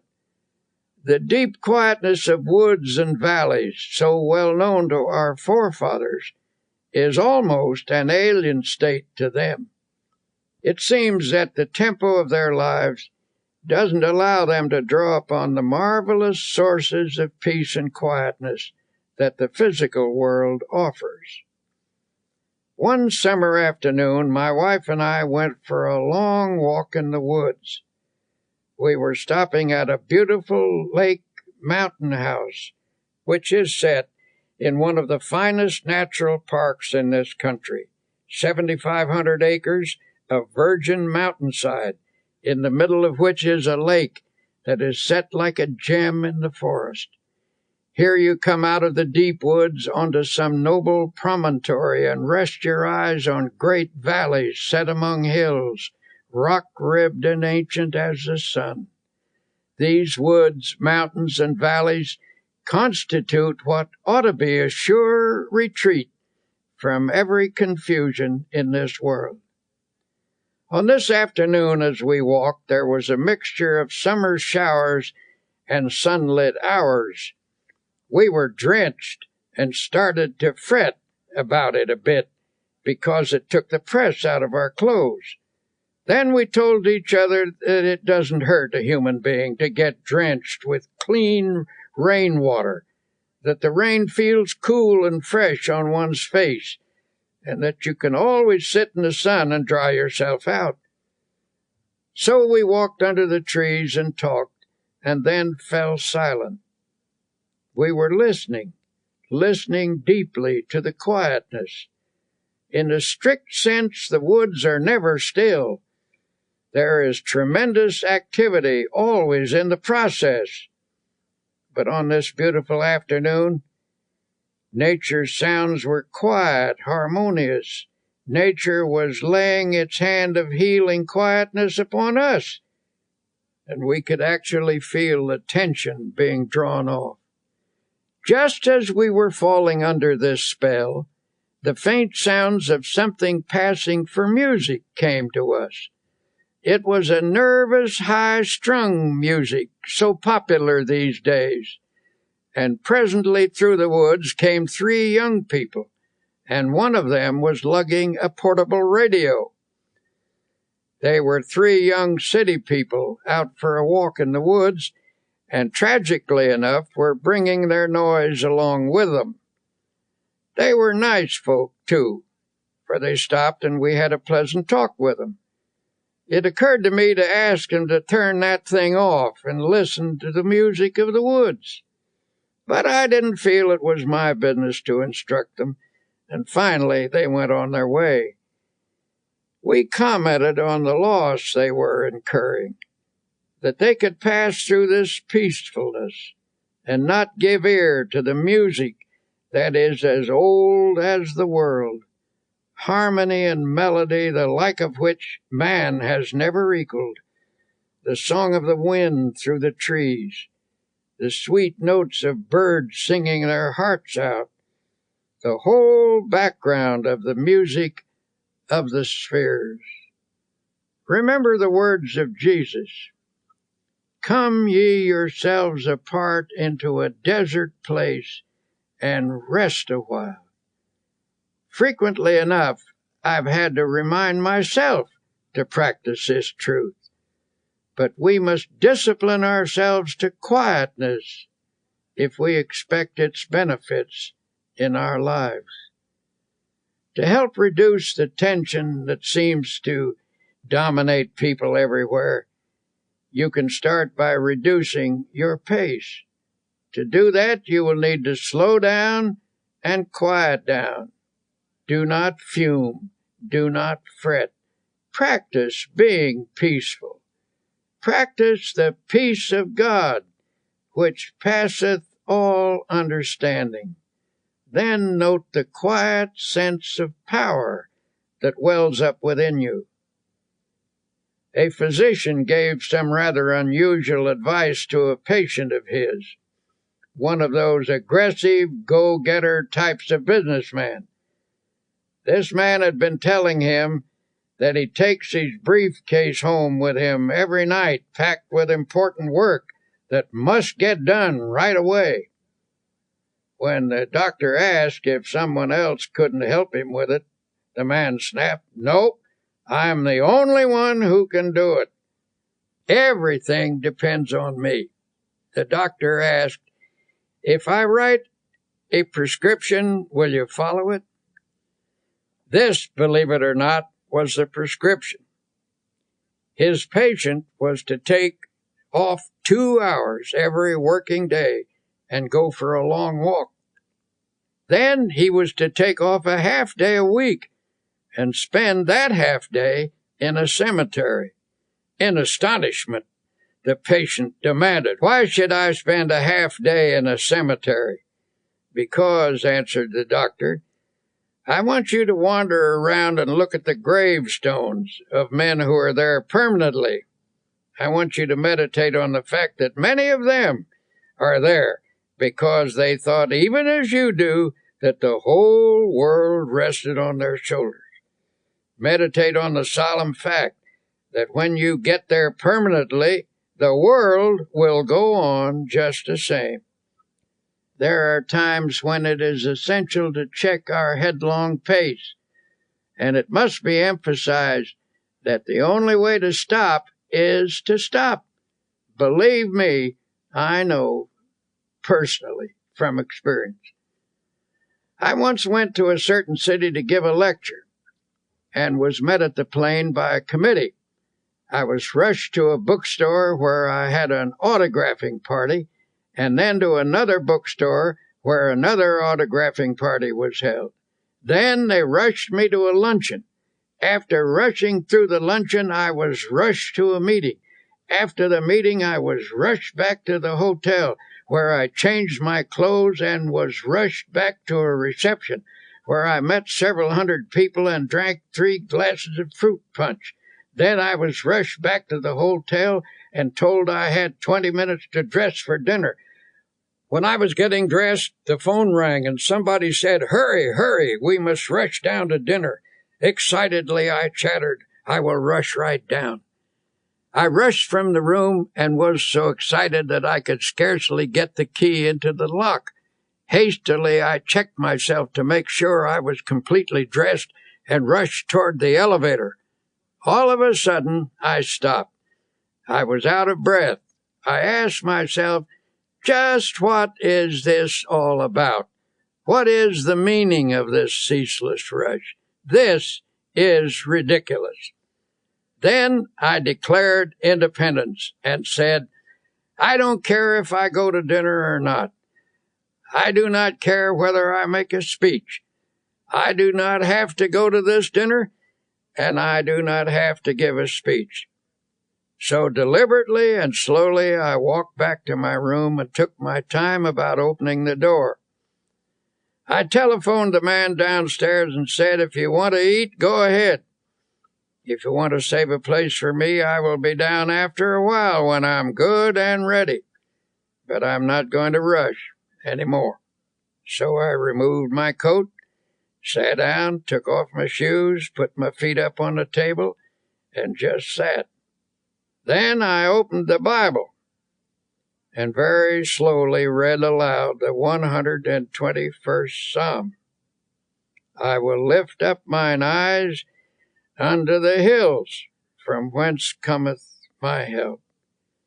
I closed the book and had a little talk with myself, saying, come on now, son, start living a slower pace and a more relaxed life. And then I affirmed, God is here and his peace is touching me. I don't need anything to eat, I reasoned. I eat too much anyway. Besides, the dinner will probably not be very good, and if I am quiet now, I will give a better speech at 8 o'clock. So I sat there resting and praying for a while. I shall never forget the sense of peace and personal mastery I had when I walked out of that room. I had the glorious feeling of having overcome something, of having taken control of myself emotionally. And when I reached the dining room, the others had just finished the first course. All I missed was the soup, which by general consent was no great loss. This incident was an amazing encounter with the healing presence of Almighty God. I gained this experience simply by stopping, by quietly reading the Bible, by sincerely praying, and by thinking some peaceful thoughts for a few moments. To attain emotional control, the daily practice of healing techniques is essential. Emotional control cannot be gained in any magical or easy way. The only sure method is by working at it regularly and by developing creative faith. To develop a calm control, it is necessary to think calmness. For as I've said before, the body responds sensitively to the type of thoughts that pass through the mind. It is also true that the mind can be quieted by first making the body quiet. Don't pace the floor. Don't wring your hands. Don't pound or shout or argue or walk up and down. Don't let yourself get worked up into a dither. I was once in a meeting where a discussion was going on which finally became rather bitter. Tempers were getting frayed and some of the participants were decidedly on edge. Sharp remarks were exchanged. Suddenly one man got up, took off his coat, opened his collar, and lay down on a couch. Everyone was astonished, and someone asked if he felt ill. No, he said, I feel fine. But I'm beginning to get mad, and I have learned that it is difficult to get mad lying down. We all laughed, and the tension was broken. So I urge you to slow down. For whatever you really want will be there when you arrive, if you work toward it without stress, without pressing. If proceeding under God's guidance and in His smooth and unhurried tempo it is not there, then it was not supposed to be there. If you miss it, perhaps you should have missed it. Try to develop a normal, natural, God-ordered pace. Practice and preserve mental quiet. Learn the art of letting go of all nervous excitement. To do this, stop at intervals and affirm, I now relinquish nervous excitement. It is flowing from me now. I am at peace.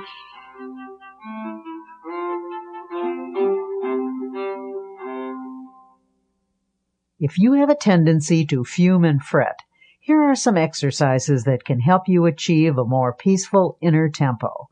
1. Sit relaxed in a chair. Yield yourself completely to the chair. Starting with your toes and proceeding to the top of your head, conceive of every part of your body as relaxing. Affirm this relaxed state by saying, my toes are relaxed, my fingers are relaxed, my facial muscles are relaxed, and so on. 2. Think of your mind as the surface of a lake in a storm, tossed by waves and whipped by the wind.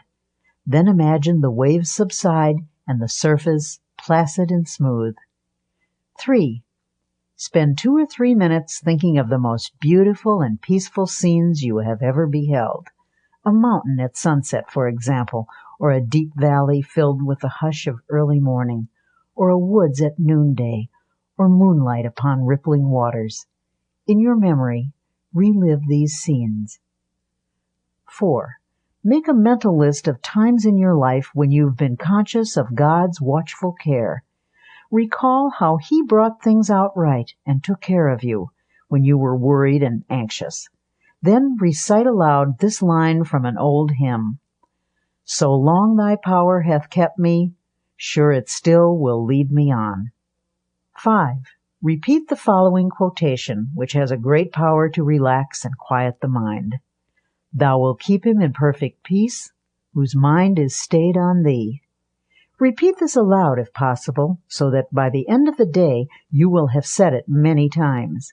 Conceive of these words as active, vital substances that permeate your mind and send a healing balm to every area of your heart and mind.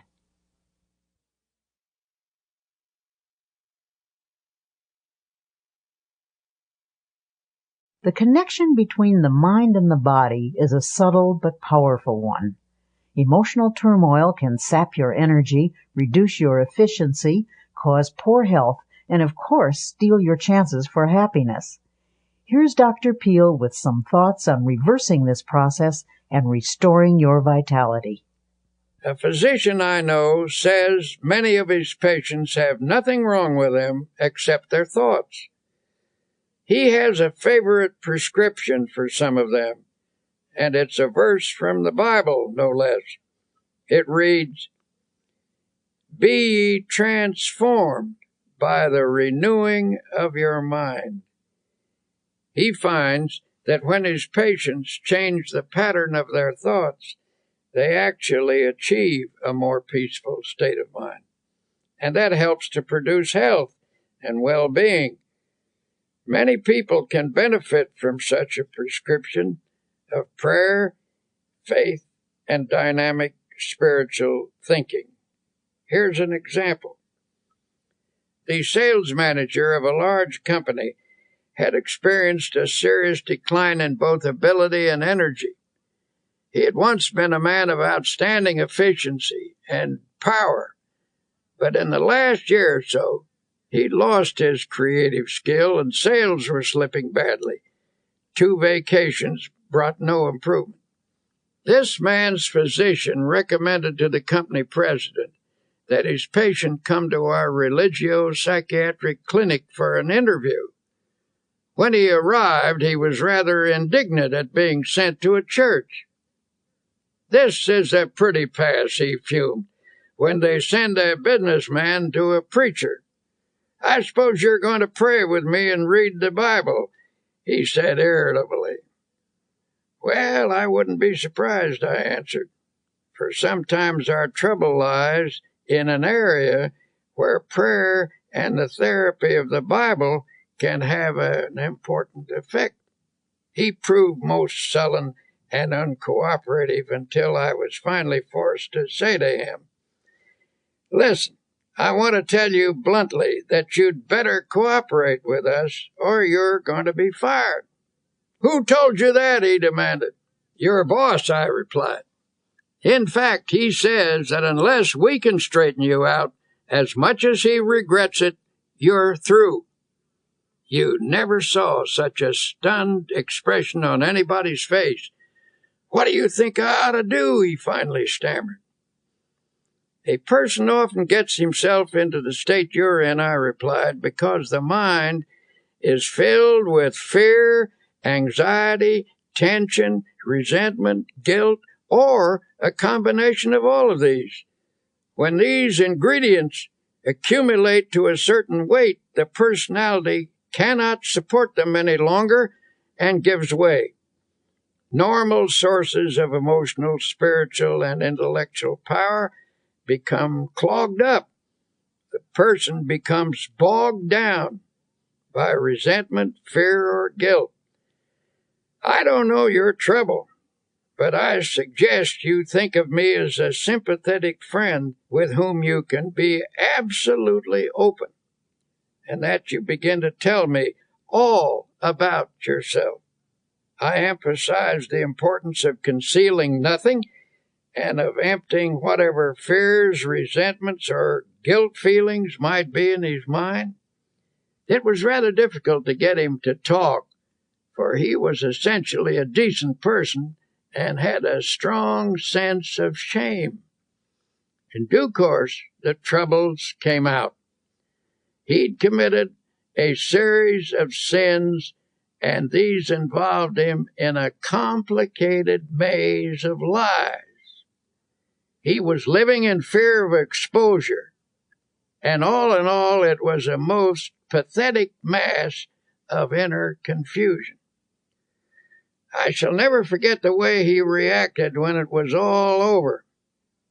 Standing on his feet, he began to stretch. He stood on tiptoes, reaching his fingers toward the ceiling, and then took a deep breath. "My," he said, "I feel good." It was a dramatic expression of release and relief. Then I suggested that he pray and ask God to forgive him and to fill him with peace and cleanness. "Do you mean for me to pray aloud?" he asked dubiously. "I never did that in my whole life." "Yes," I said, "it's a good practice, one that will strengthen you." It was a simple prayer, and as best as I can recall it, this is what he said. "Dear Lord, I've been an unclean man, and I'm sorry for the wrong I have done. I've poured it all out to my friend here. I now ask you to forgive me and to fill me with peace. Also, make me strong so that I will never repeat these actions. Help me to be clean again, and better, lots better." He went back to his office that very day. Nothing was ever said to him, and it did not need to be, for soon he got back into stride and regained his position as one of the best sales managers in his city. Later, I met his president, who said, "I don't know what you did to Bill, but now he certainly is a ball of fire." "It wasn't me," I replied. "God did it." Every thoughtful person who has ever considered the matter realizes that doctors are right when they tell us that grudges, resentment, jealousy, vindictiveness, hate, and so on are attitudes that produce poor health. The effects of anger are among the worst. Have a fit of anger and experience for yourself that sinking feeling in the pit of your stomach, that sense of sickness. Chemical reactions in the body are set up by emotional outbursts, which in turn result in feelings of ill health. Should these continue, either violently or in a simmering state over a period of time, the general condition of the body will deteriorate. Violent negative emotions place great strain upon the heart. One doctor describes how common it is for a person's blood pressure to jump 60 points almost instantly in response to an outburst of anger. A colleague of his suffered from a heart condition and knew that he was at the mercy of anyone who could annoy him. His death, in fact, resulted from a heart attack caused by a fit of anger when he forgot to discipline himself. This doctor suggests, whenever a problem starts to vex you or you begin to get angry, let yourself go limp all over. This will dissipate your inner turmoil. In a speech to the American College of Physicians, Dr. Edward Weiss of Temple University Medical School stated that emotions and feelings are quite as real as germs and no less respectable in their power. The pain and suffering of diseases caused primarily by the emotions are no more imaginary than those caused by bacteria. For example, chronic victims of pains and aches in the muscles and joints may be suffering from nursing a smoldering grudge against someone, possibly close to them. And usually a patient is completely unconscious of his own role in developing the disease. Such persons are often suffering from a disorder of their feelings, often linked to a marital or parent-child problem. I was once told about a woman who came to her doctor complaining that her hands kept breaking out, a problem which was diagnosed as eczema. This doctor encouraged his patient to talk about herself. It turned out that she was a very rigid, unhappy person, and he encouraged her to see a psychiatrist for help. The psychiatrist saw at once that there was some irritating situation in her life that she was translating outwardly in the form of a skin rash. Thus, she was taking out on her own body the urge to scratch something or someone. The doctor finally put it to her bluntly. "What's eating you? You're peeved at something, aren't you?" He reported that she stiffened up like a ramrod and marched right out of the office, so he knew he'd been on target. A few days later, she came back. Due to the agony of the eczema, she was ready to let him help her, even if it meant she had to give up a hatred. It turned out to be a family argument about a will. This woman felt she'd been unfairly treated by a younger brother. When she got rid of her hostility and made up with her brother, the eczema vanished within 24 hours. Such cases go on and on. When people allow their emotions to get the better of them, their body responds by breaking down in small or sometimes in large and grave ways. How we think we feel physically has a definite effect on how we do feel. If your mind tells you you're tired or ill, the nerves and the muscles accept that as a fact. On the other hand, if you convince yourself that you feel refreshed and healthy, energy and well-being can also be generated. The body is designed to produce all the energy you need over an amazingly long period of time. To have good health, a person must take reasonable care of his body with proper diet, exercise, sleep, and so on. To complete the prescription, a well-balanced emotional life is also necessary. When body, mind, and spirit work harmoniously, energy is continuously replaced. The longer I live, the more I'm convinced that neither age nor circumstance needs to deprive us of energy and vitality. If you are feeling under par, I recommend that you do a very scrupulous self-analysis. Honestly ask yourself if you're harboring any ill will or resentment or grudges, and if so, cast them out. Every day and every night of your life, these feelings eat away at you. Emotional ills sap your energy, reduce your efficiency, cause poor health, and of course, they steal your chances for happiness. And yet some people still think that when the Bible tells us not to hate or get angry, it is theoretical advice. The Bible is not theoretical.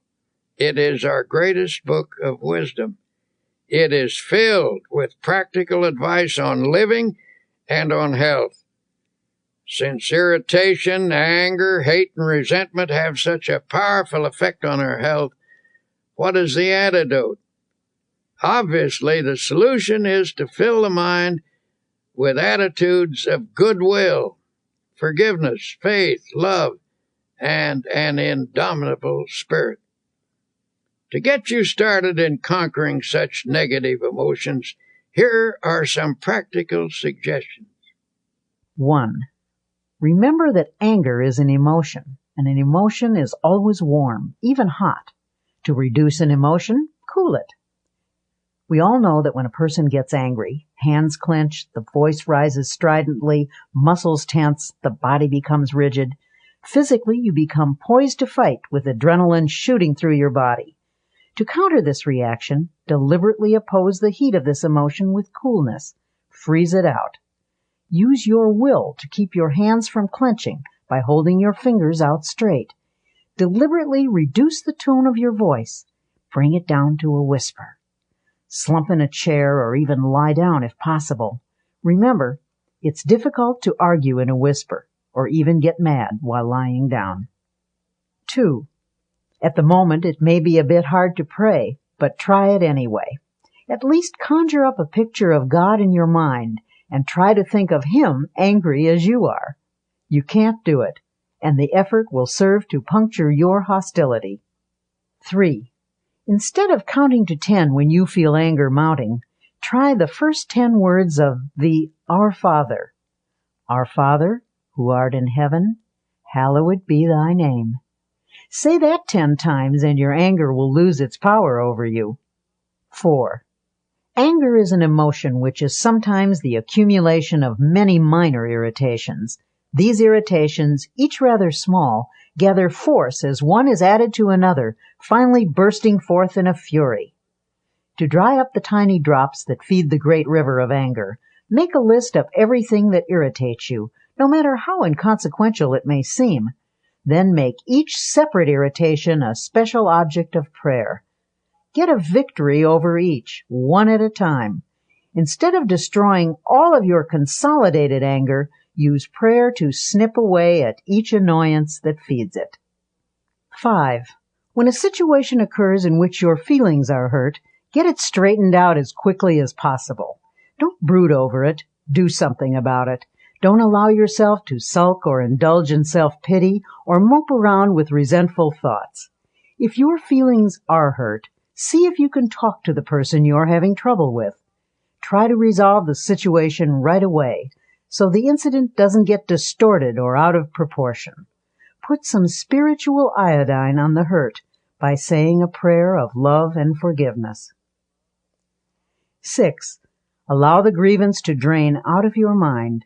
Go to someone you trust and pour it out until not a vestige of it remains within you. Then forget it. 7. Pray for people who hurt your feelings. Continue this until you feel the malice fading away. You may have to pray for quite a while to get this result. 8. Say this little prayer. May the love of God fill my heart. Then add this line. May the love of God for that person who has hurt me flood my soul. Pray this and mean it. Take the advice of Jesus literally when he said to forgive 70 times 7. That comes to 490 times. Before you have forgiven a person that many times, you will be free of resentment.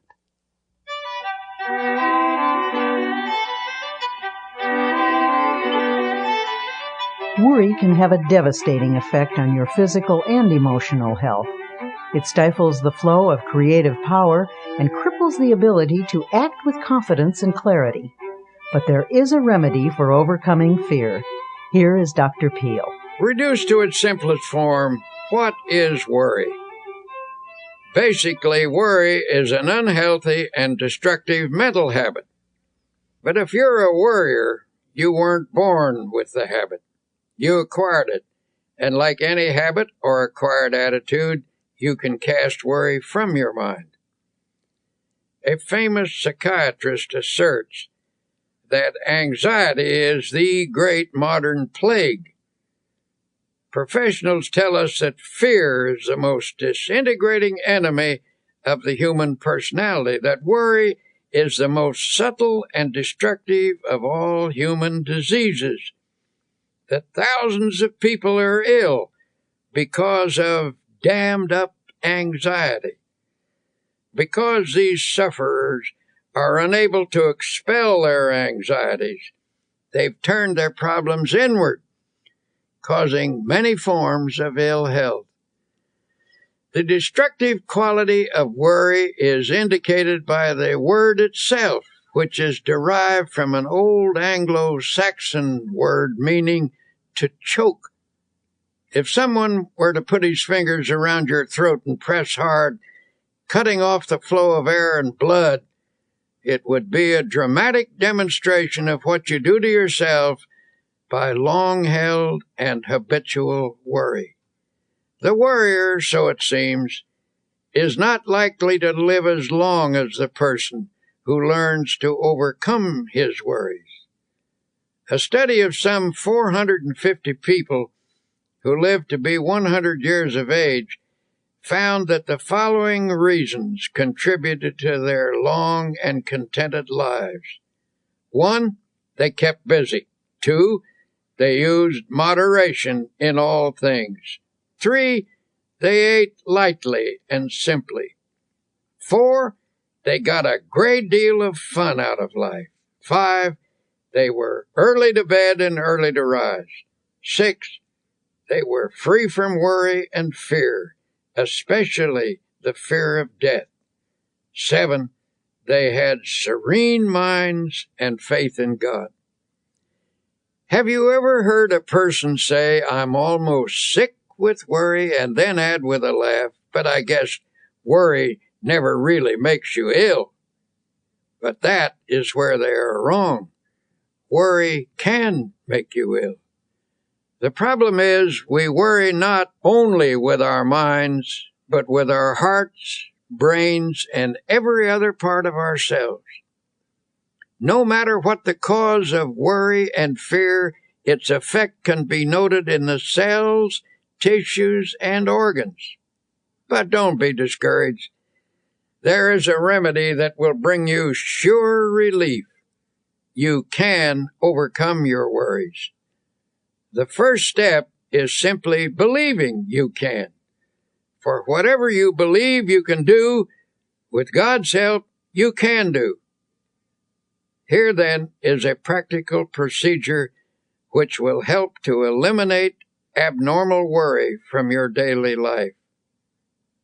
Practice emptying the mind daily. This is a suggestion I will repeat over and over again, for it is of utmost importance. To avoid retaining worries in your mind while you sleep, this mental catharsis should be done preferably before retiring at night. The last 5 minutes before going to sleep are of extraordinary importance, for in that brief period the mind is most receptive to suggestion. It tends to absorb the last ideas that are entertained in the waking state. Then, while you sleep, thoughts sink into the subconscious. This process of mind letting is important in overcoming worry because fearful thoughts can clog the mind and impede the flow of mental and spiritual power. But if such thoughts are eliminated daily, they will not accumulate. To help drain away these thoughts, you might use a process of creative imagination, in which you conceive of yourself as actually emptying your mind of all anxiety and fear. Think of the remarkable imaginative skill of small children. Watch how they respond to the game of kissing away a hurt. Imagination is not simply the use of fantasy. The word imagination comes from the idea of imaging, that is, creating images in our mind. Imagineering is the use of mental images to build factual results, and it is an astonishingly effective procedure. What you create with your imagination, whether it is an image of fear or of release from fear, may ultimately become a fact if it is held in your mind with sufficient faith. Here's one method you might use. Picture all your worry thoughts flowing out from you in the same way that water flows from a basin by removing the stopper. During this visualization, repeat the following affirmation. With God's help, I am now emptying my mind of all anxiety, all fear, all sense of insecurity. Repeat this slowly 5 times. Then add, I believe that my mind is now emptied of all anxiety, all fear, all sense of insecurity. Repeat the statement 5 times while holding a mental picture of your mind as being emptied. Then thank God for thus freeing you from fear, and then go to sleep. When you're beginning the curative process, use this method mid-morning and mid-afternoon as well as bedtime. Go into some quiet place for 5 minutes for this purpose. Do this faithfully, and you will soon know its beneficial results. In due course, this thinking will drive out worry. I cannot emphasize enough the importance of freeing your mind from worry and fear. Fear something over a long period of time, and there is a real possibility that you may actually help bring it to pass. The Bible contains a line which is one of the most terrible statements ever made, terrible in its truth. It's this, for the thing which I greatly feared is come upon me. Of course it will.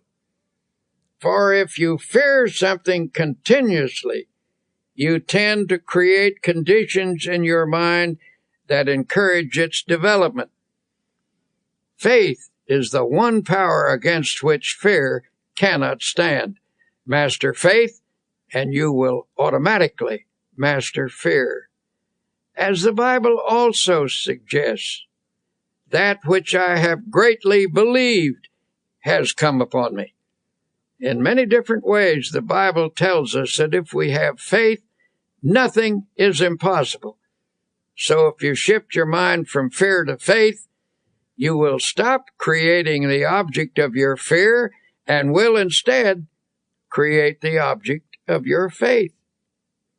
In the campaign against the worry habit, here's a useful strategy. The vast tree of worry which has grown up in your personality over long years can best be handled by making it as small as possible. First, snip off the little worries and expressions of worry. For example, reduce the number of worry words in your conversation. Words may be the result of worry, but they also create worry. When a worry thought comes to mind, immediately remove it with a faith expression. For example, instead of saying, "I'm worried that I will miss the train," put the worry out of your mind with a prayer and get started a little earlier. The less worrying you do, the more likely you are to be well organized, for the uncluttered mind is systematic and better able to regulate time. A friend of mine says that every morning before he gets up, he repeats the words, "I believe," 3 times. Thus, at the day's beginning, he conditions his mind to faith, and it never leaves him. His mind accepts the conviction that by faith he is going to overcome his problems and difficulties during the day. He starts the day with creative, positive thinking in his mind. He believes, and it is very hard to hold back the person who believes.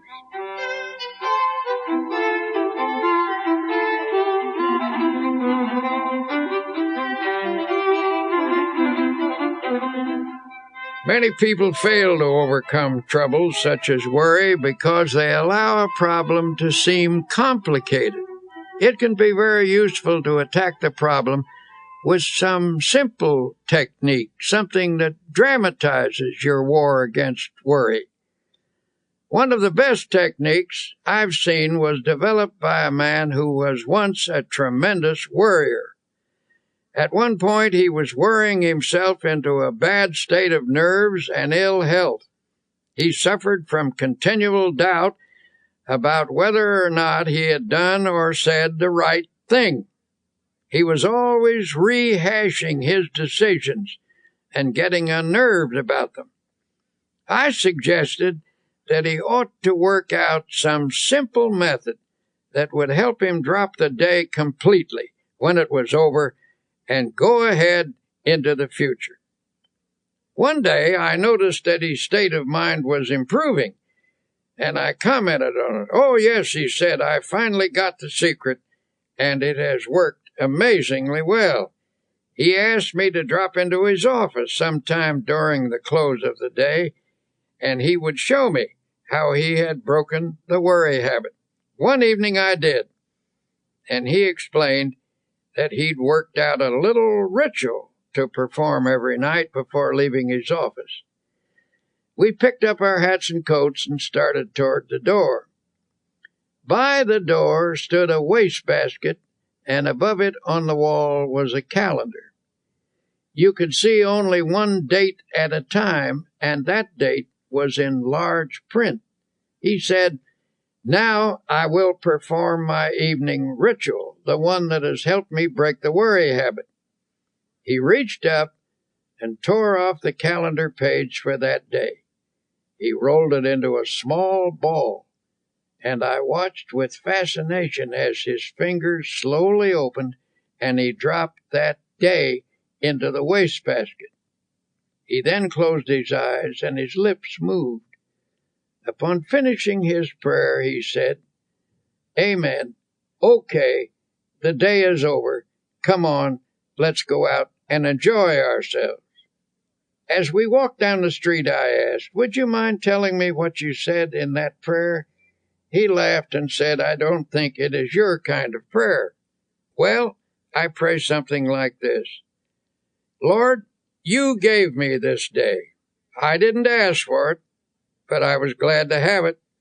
I did the best I could with it, and you helped me, and I thank you. I made some mistakes. That was when I didn't follow your advice, and I'm sorry about that. Forgive me. But I had some victories and some successes too, and I'm very grateful for your guidance. But now, Lord, mistakes or successes, victories or defeats, the day is over, and I'm through with it. So I'm giving it back to you. Amen. Well, perhaps that isn't an orthodox prayer, but it certainly proved to be an effective one. He dramatized the finishing of the day, and he set his face to the future, expecting to do better tomorrow. When the day is over, God blacks it out by bringing down the curtain of night. This man cooperated with God's method, and his past mistakes and failures gradually lost their hold on him. He was released from the worries that accumulated from his yesterdays. His anti-worry formula is also described in these words from the Bible. But this one thing I do, forgetting those things which are behind, and reaching forth unto those things which are before, I press toward the mark for the prize of the high calling of God in Christ Jesus.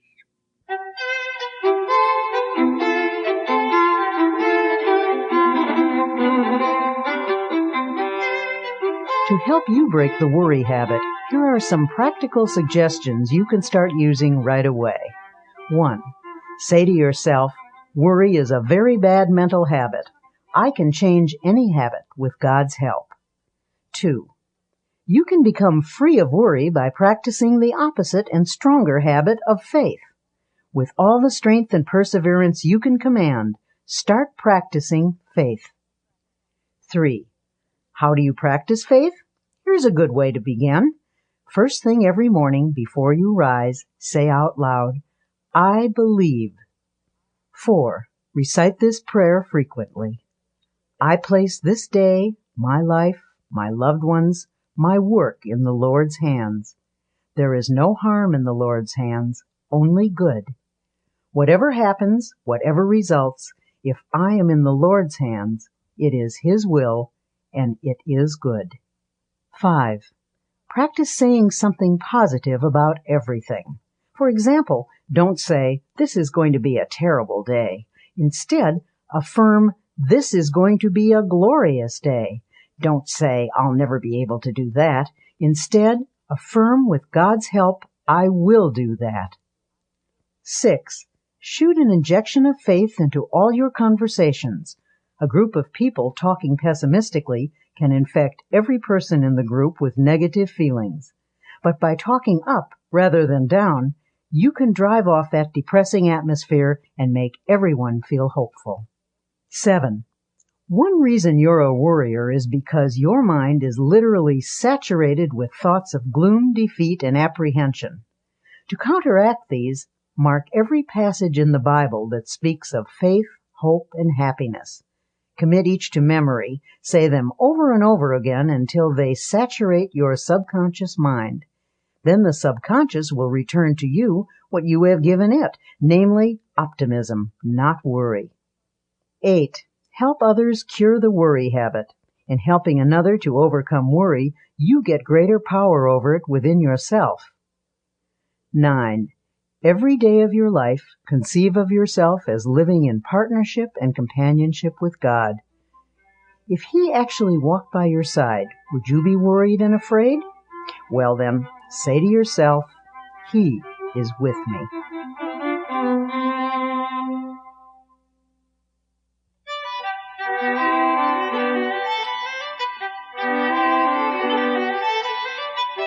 For most people, happiness is perhaps the most precious commodity in the world, and yet, all too often, it eludes us.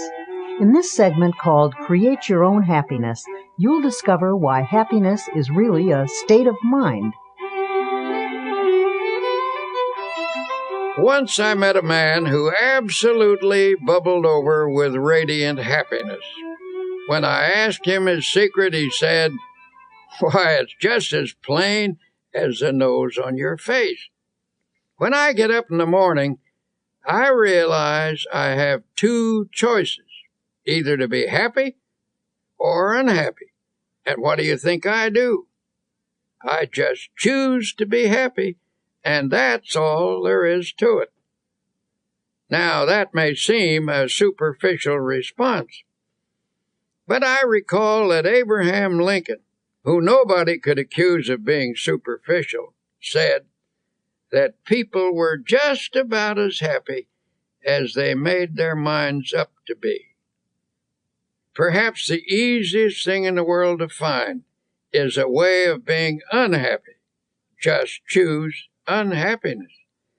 Go around telling yourself that things aren't going well, that nothing is satisfactory, and you can be quite sure of being unhappy. But say to yourself, things are going nicely, life is good, I choose happiness, and you can be quite sure of having your choice. Children are much more adept at finding happiness than most adults.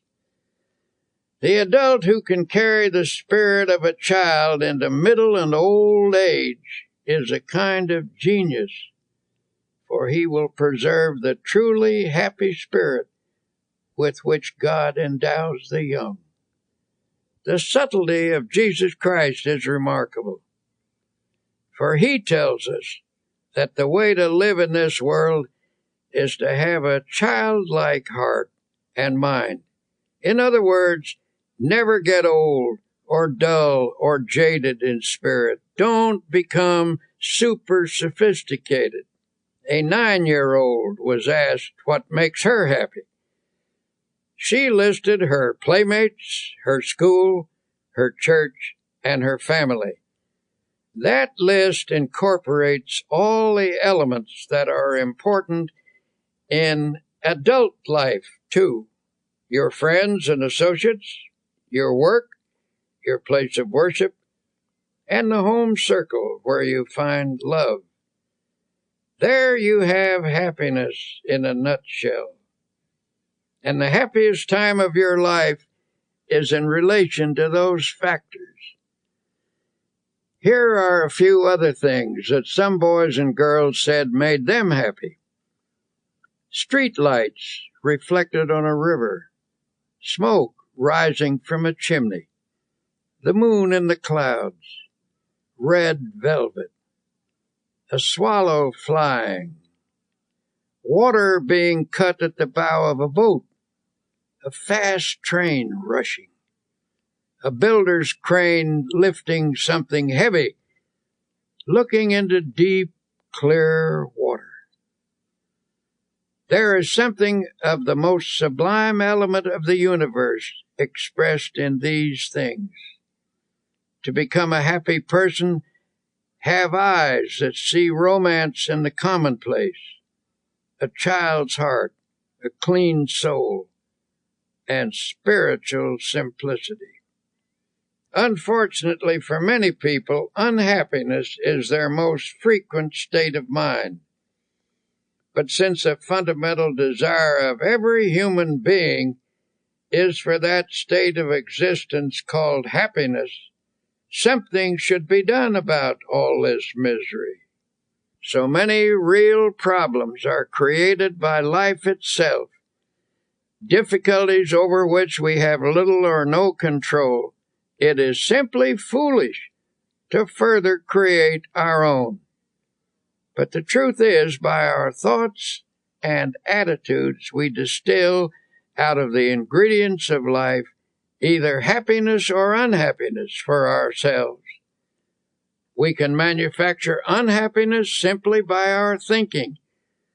We do this, for example, when we habitually take on negative attitudes, such as, everything is going to turn out badly, or other people are always getting what they don't deserve, or how come I never get what I want.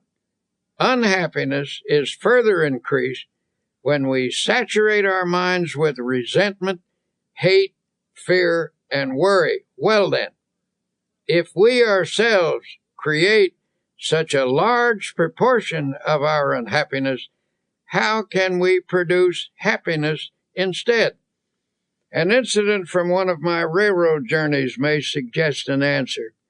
One morning, a half dozen of us were shaving in the men's lounge. As always in such close quarters after a night on a train, this group of strangers was not disposed to be cheerful. There was little conversation, and that little was mostly mumbled. Then a man came in wearing a broad smile. He greeted us all with a bright good morning, but received rather unenthusiastic grunts in return. As he went about his shaving, he was humming a happy little tune. It got a bit on the nerves of some of the men, and finally one said rather sarcastically, "You certainly seem to be happy this morning. Why all the cheer?"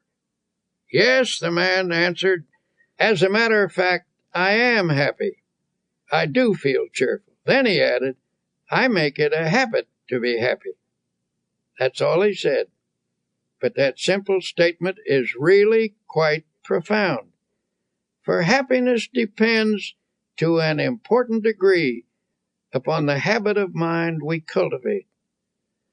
The book of Proverbs, that collection of wise sayings, puts it in another way. He that is of a merry heart hath a continual feast. Out of the happiness habit comes a happy life.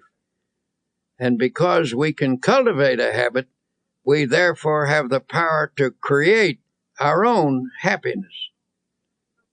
To develop the happiness habit, make a mental list of pleasant thoughts and pass them through your mind several times a day.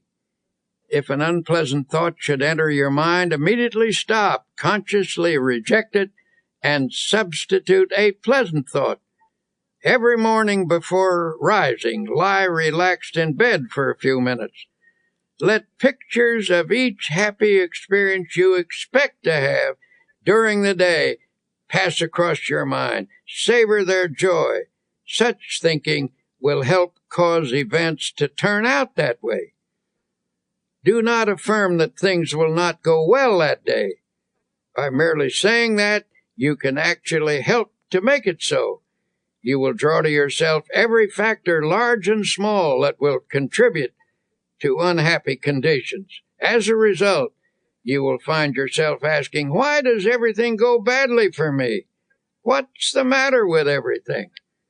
Tomorrow, try this plan instead. When you rise, say out loud 3 times this one sentence: "This is the day which the Lord hath made. I will rejoice and be glad in it." Repeat it in a strong, clear voice with positive tone and emphasis. The statement, of course, is from the Bible, and it is a good cure for unhappiness. While dressing or shaving or getting breakfast, you might also say aloud a few such remarks as, "I believe this is going to be a wonderful day. I believe I can successfully handle all the problems that will arise. I feel good physically, mentally, emotionally. I am grateful for all that I have had, for all that I now have, and all that I shall have. Things are not going to fall apart, because God is here, and He is with me, and He will see me through. I thank God for every good thing." If you repeat these phrases and meditate on their meaning, you will change the character of your day by starting off with a positive frame of mind.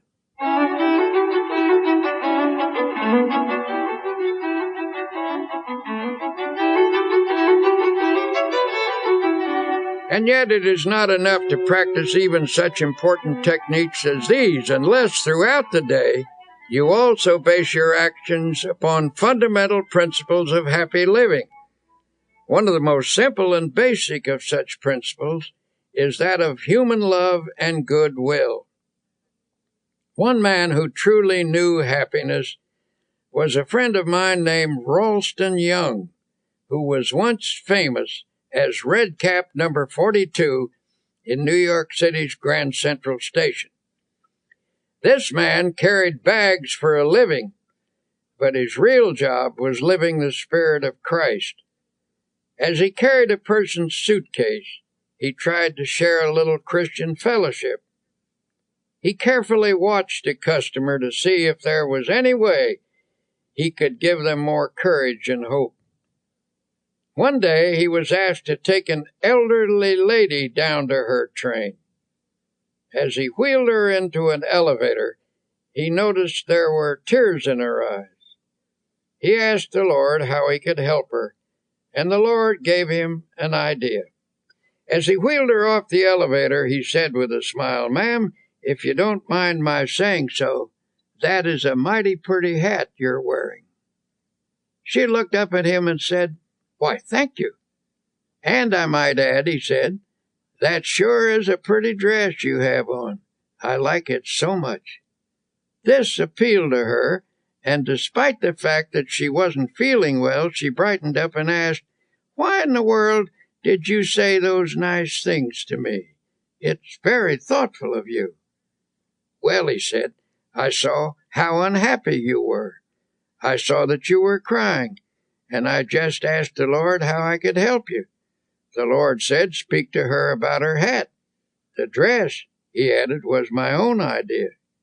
When he asked her if she didn't feel well, she told him that she was in constant pain. She asked him, 'Do you by any chance know what it means to be in pain all the time?'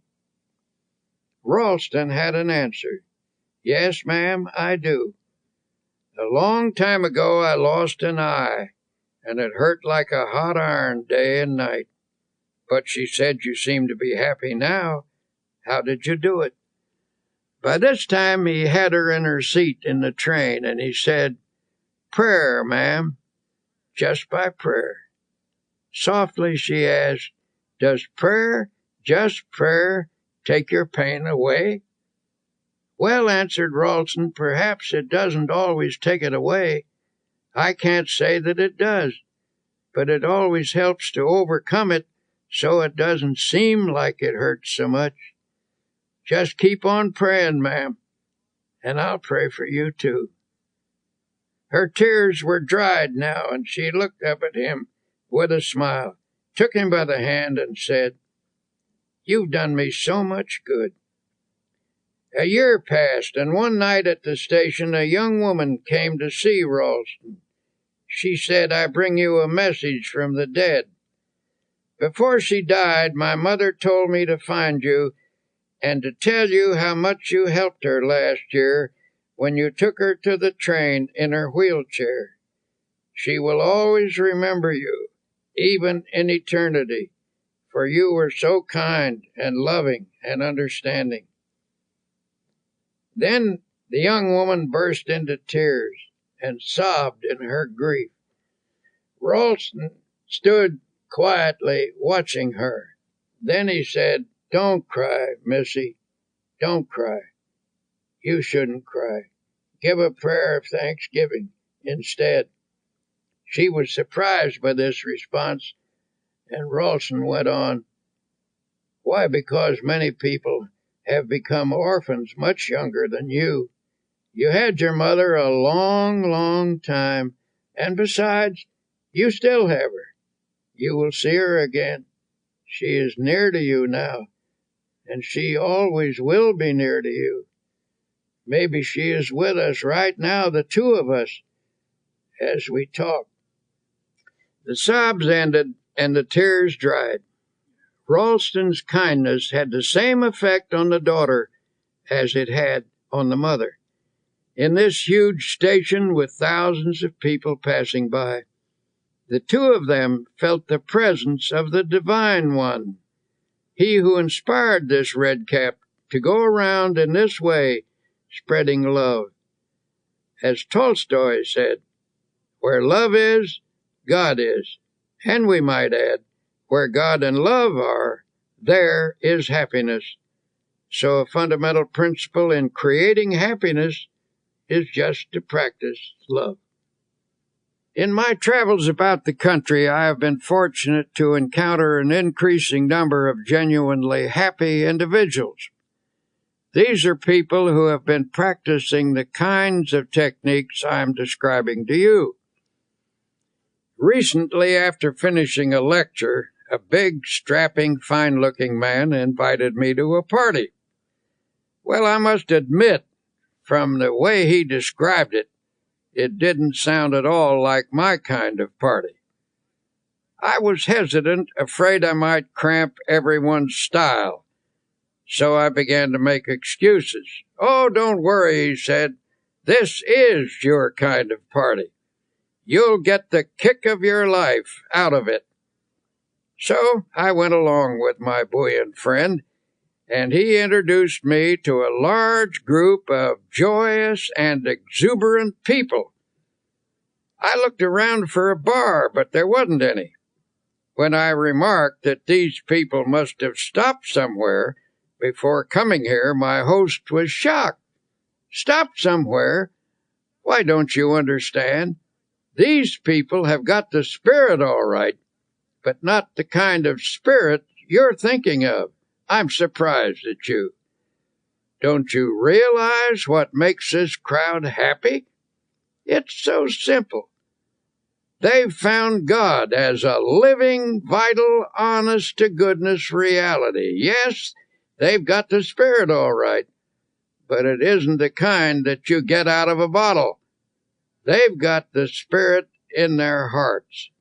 Then I saw what he meant. This wasn't a crowd of pious, stodgy people. Some were leaders of that town, business people, lawyers, doctors, teachers, and a lot of simpler folk besides. And they were having a wonderful time, talking about God, and doing it in the most natural manner imaginable. They were telling one another about the changes that had occurred in their lives through spiritual power. Those who have the naive notion that you can't laugh and be light-hearted when you're religious should have been in on that party. Well, I left that evening with a Bible verse running through my mind. "In him was life, and the life was the light of men."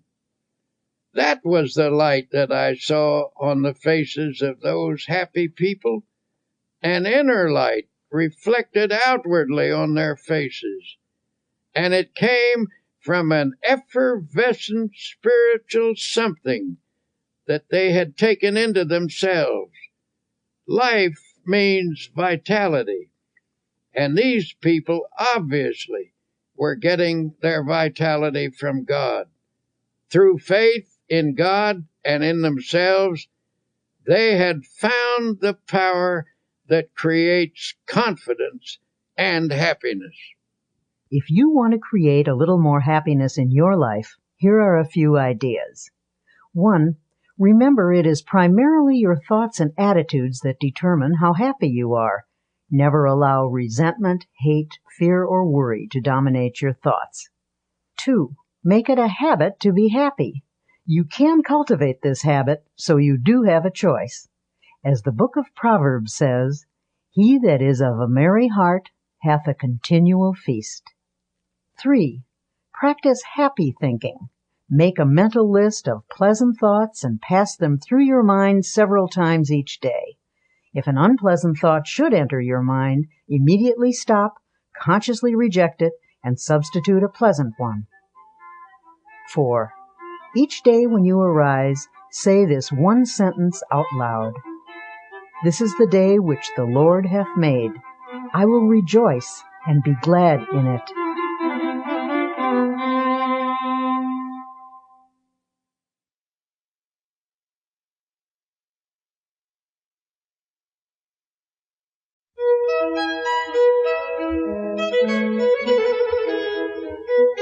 We might as well admit it, everyone wants to be liked. William James once said, "One of the deepest drives of human nature is the desire to be appreciated. The longing to be liked, to be held in esteem, to be a person whom others seek out is fundamental in all of us." On this side, you'll discover how to enjoy easy, natural, and pleasing relationships with others, how to be somebody you'd like to know. A poll was taken among some high school students, asking them what they most desired.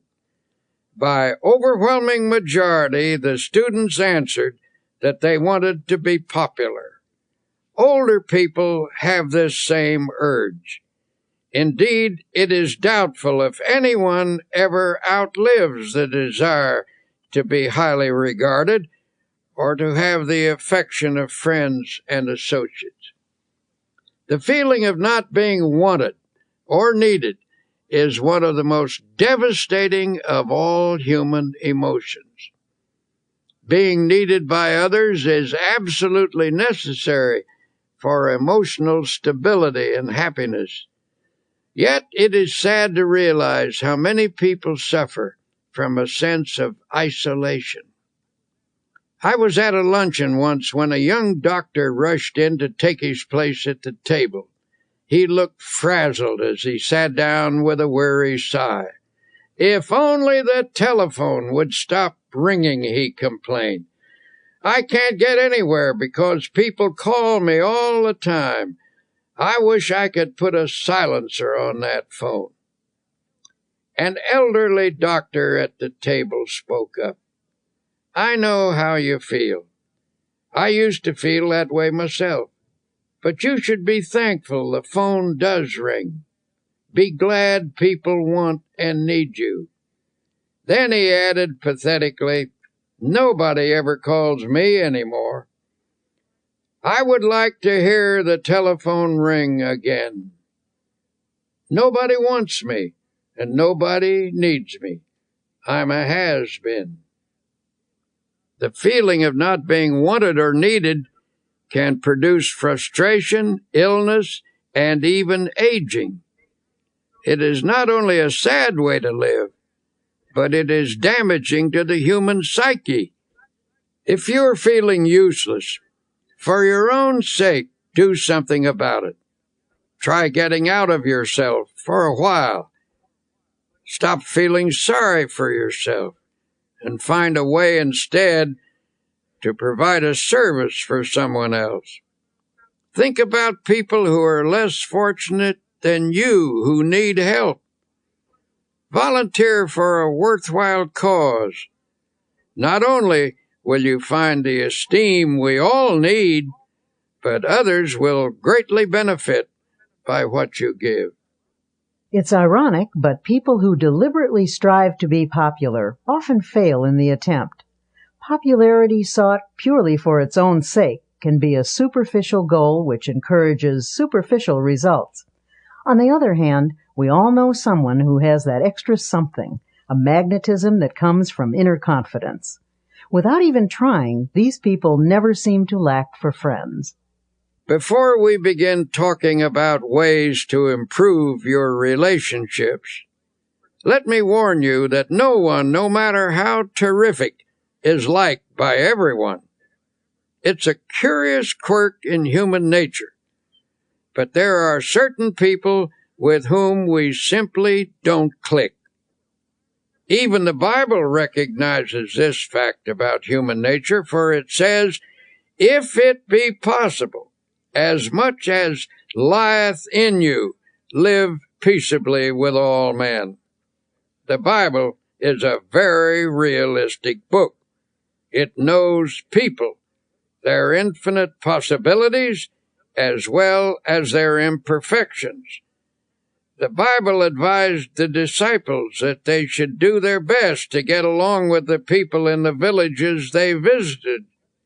But if they still couldn't do so, after trying sincerely, they were to shake off the very dust of the village from their feet. "And whosoever will not receive you when you go out of that city, shake off the very dust from your feet for a testimony against them." This is all by way of saying that if you don't achieve perfect popularity with everyone, don't let it bother you too much. Countless people have never mastered the knack of being sought after, and it's not for lack of trying. Some people even go to extremes, acting in a manner they don't really enjoy, all because of their intense desire to be liked. Unfortunately, this desire is often merely a search for a superficial kind of popularity. Having said that, now let me tell you that there are certain procedures which can make you a person that other people like to be with, without becoming artificial or putting on an act. You can enjoy satisfactory personal relationships even if you are a difficult person or are by nature shy and retiring. Here are some suggestions. First, try to be a comfortable type of person, the kind that others can be easy with. Some people always keep a barrier between themselves and the world. It's a strain just to be with them. A stiff, unresponsive individual never quite meshes into a group. It's hard to know what they're feeling or how they're going to react. They make you feel a little uneasy. But a comfortable kind of person is easygoing and natural. They have a pleasant, kindly, genial way about them. Being with them is a bit like wearing an old hat or an old pair of shoes. It is important to try to be natural. Someone who is easy to be with usually has a big soul quality about them. Little people, those who are overly concerned about their place or position, are often stiff and easily offended. Although there are many characteristics that contribute to a likable personality, there is one basic trait that surpasses all others. That is a sincere and forthright interest in and love for people. If you're having trouble with relationships, perhaps you should look for elements in your personality that cause strain when you're with others. Don't automatically assume that other people don't like you because of something wrong with them. Perhaps the trouble is within yourself. Finding and eliminating such problems requires scrupulous honesty and may also involve the help of a professional counselor. The scratchy elements of your personality may be qualities you've acquired over the years. Perhaps you assumed them as a defense, or they may be the result of attitudes developed in your younger days. Regardless of their origin, they can be eliminated. A man once came to us seeking help for problems with personal relationships. He was about 35 years old, and such an appealing-looking man it seemed surprising that people shouldn't like him. Yet he proceeded to outline an unhappy set of circumstances to illustrate his dismal failure with people. "I do my best," he said. "I've tried to put into practice the rules I've been taught about getting along with people, but I get nowhere with the effort. People just don't like me." After talking with him, the trouble became apparent. His manner of speech conveyed a persistently critical attitude. This attitude was thinly veiled, but still it was there. He had an unattractive way of pursing his lips, which indicated a kind of primness or reproof for everybody, as if he felt just a bit superior and disdainful.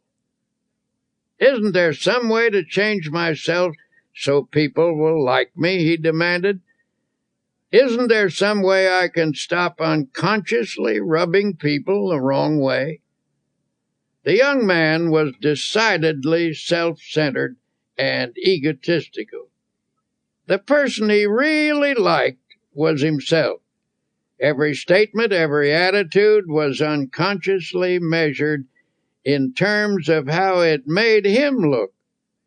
He was irritable with people and picked on them in his own mind, though few outward conflicts developed. Inwardly, he was trying to make everyone over to suit himself. Unconsciously, people realized this. In their minds, they erected barriers against him. Since he was being unpleasant to people in his thoughts, it followed that he was less than warm in his behavior. He was polite enough and managed not to be boorish and unpleasant, but people unconsciously felt coolness in him, so they gave him the brush off, and with good reason, for in his mind he had already brushed them off. In a sense, he liked himself too well, and to build up his self-esteem, he put others down. He was suffering from too much self-love. To change his situation, he had to be taught how to love other people and to forget himself, which was, of course, a complete reversal of his habits. He was bewildered and baffled when his difficulty was outlined to him. But since he was sincere and meant business, he practiced his suggested techniques for developing love of others in place of extreme self-love. It took some fundamental changes to accomplish this goal, since his egotism was so deeply ingrained. But in the end, he did succeed. One method I suggested was that he make a list of people he had met during the day, for example, the bus driver or the newsboy. Every night before retiring, he was to mentally picture each person on the list, and as he brought each face up before him, he was to think a kindly thought about that person and then pray for them. Each of us has his own world, people we encounter each day or with whom we do business. This man was instructed to pray for those in his own little world. For example, the first person he saw each morning was the elevator man in his apartment house. Normally, he'd say a perfunctory good morning. Now he took the time to have a little chat. He asked the elevator man about his family and about his interests.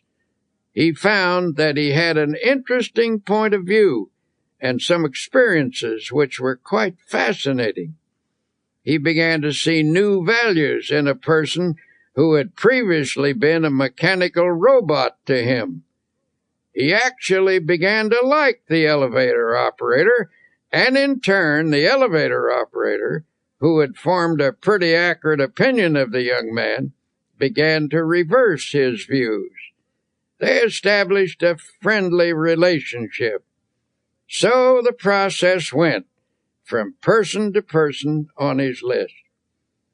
One day the young man said, "I've found that the world is filled with interesting people, and I never realized it before." When he made that observation, he proved that he was losing himself. And when he did that, as the Bible so wisely tells us, he found himself. In losing himself, he found himself and lots of new friends besides. People began to like him. Learning to pray for other people is a very important step in this process. When you pray for someone, you tend to lift the relationship to a higher level. The best in other people begins to flow out toward you as your best flows toward them. In the meeting of the best, in each, a higher understanding is established. Essentially, getting people to like you is merely the other side of liking them. One of the most popular men who lived in the United States in this century was the late Will Rogers, and one of the most characteristic statements he ever made was, "I never met a man I didn't like." Now, that may have been a slight exaggeration, but I'm sure Will Rogers didn't think so.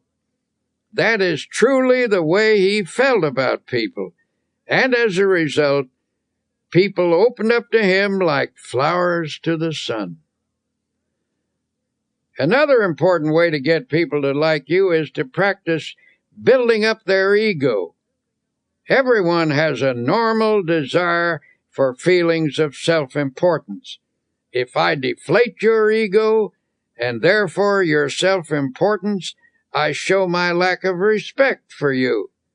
Though you may laugh it off, I have indeed wounded you. And while you may exercise charity toward me, unless you are finely developed spiritually, you're not going to like me very much. On the other hand, if I elevate your self-respect and contribute to your feelings of personal worth, I am showing high esteem for your ego. I have helped you to be your best self, and in return, you appreciate my efforts. You are grateful to me. You like me for it. Almost anyone that you help to build up and become a better person will give you his devotion. Build up as many people as you can, but do it sincerely and unselfishly. Do it because you like them and because you recognize their potential. If you do good for people, affection and esteem will flow back to you. Best of all, you will never lack for friends. The basic principles for getting people to like you are simple. Here are 10 practical exercises to help you become someone that you'd like to know. 1. A person's name is very important. When you meet someone, try to remember their name. If you don't, they may feel you're not very interested in them. 2. Be the comfortable sort of person with whom others feel relaxed.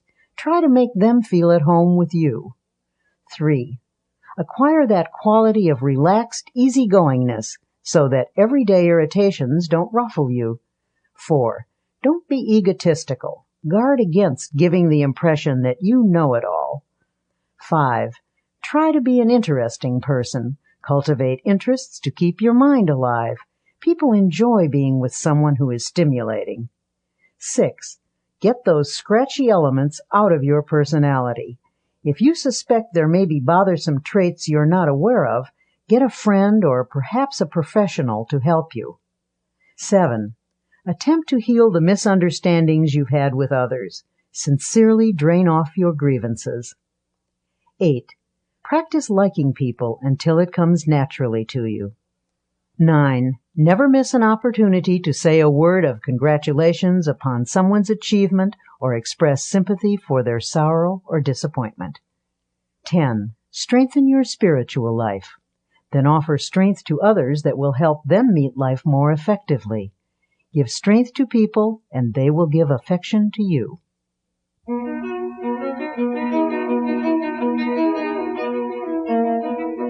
Winston Churchill once wrote about the great British General Tudor. He commanded a division of the British Fifth Army, which faced the powerful German assault in March 1918.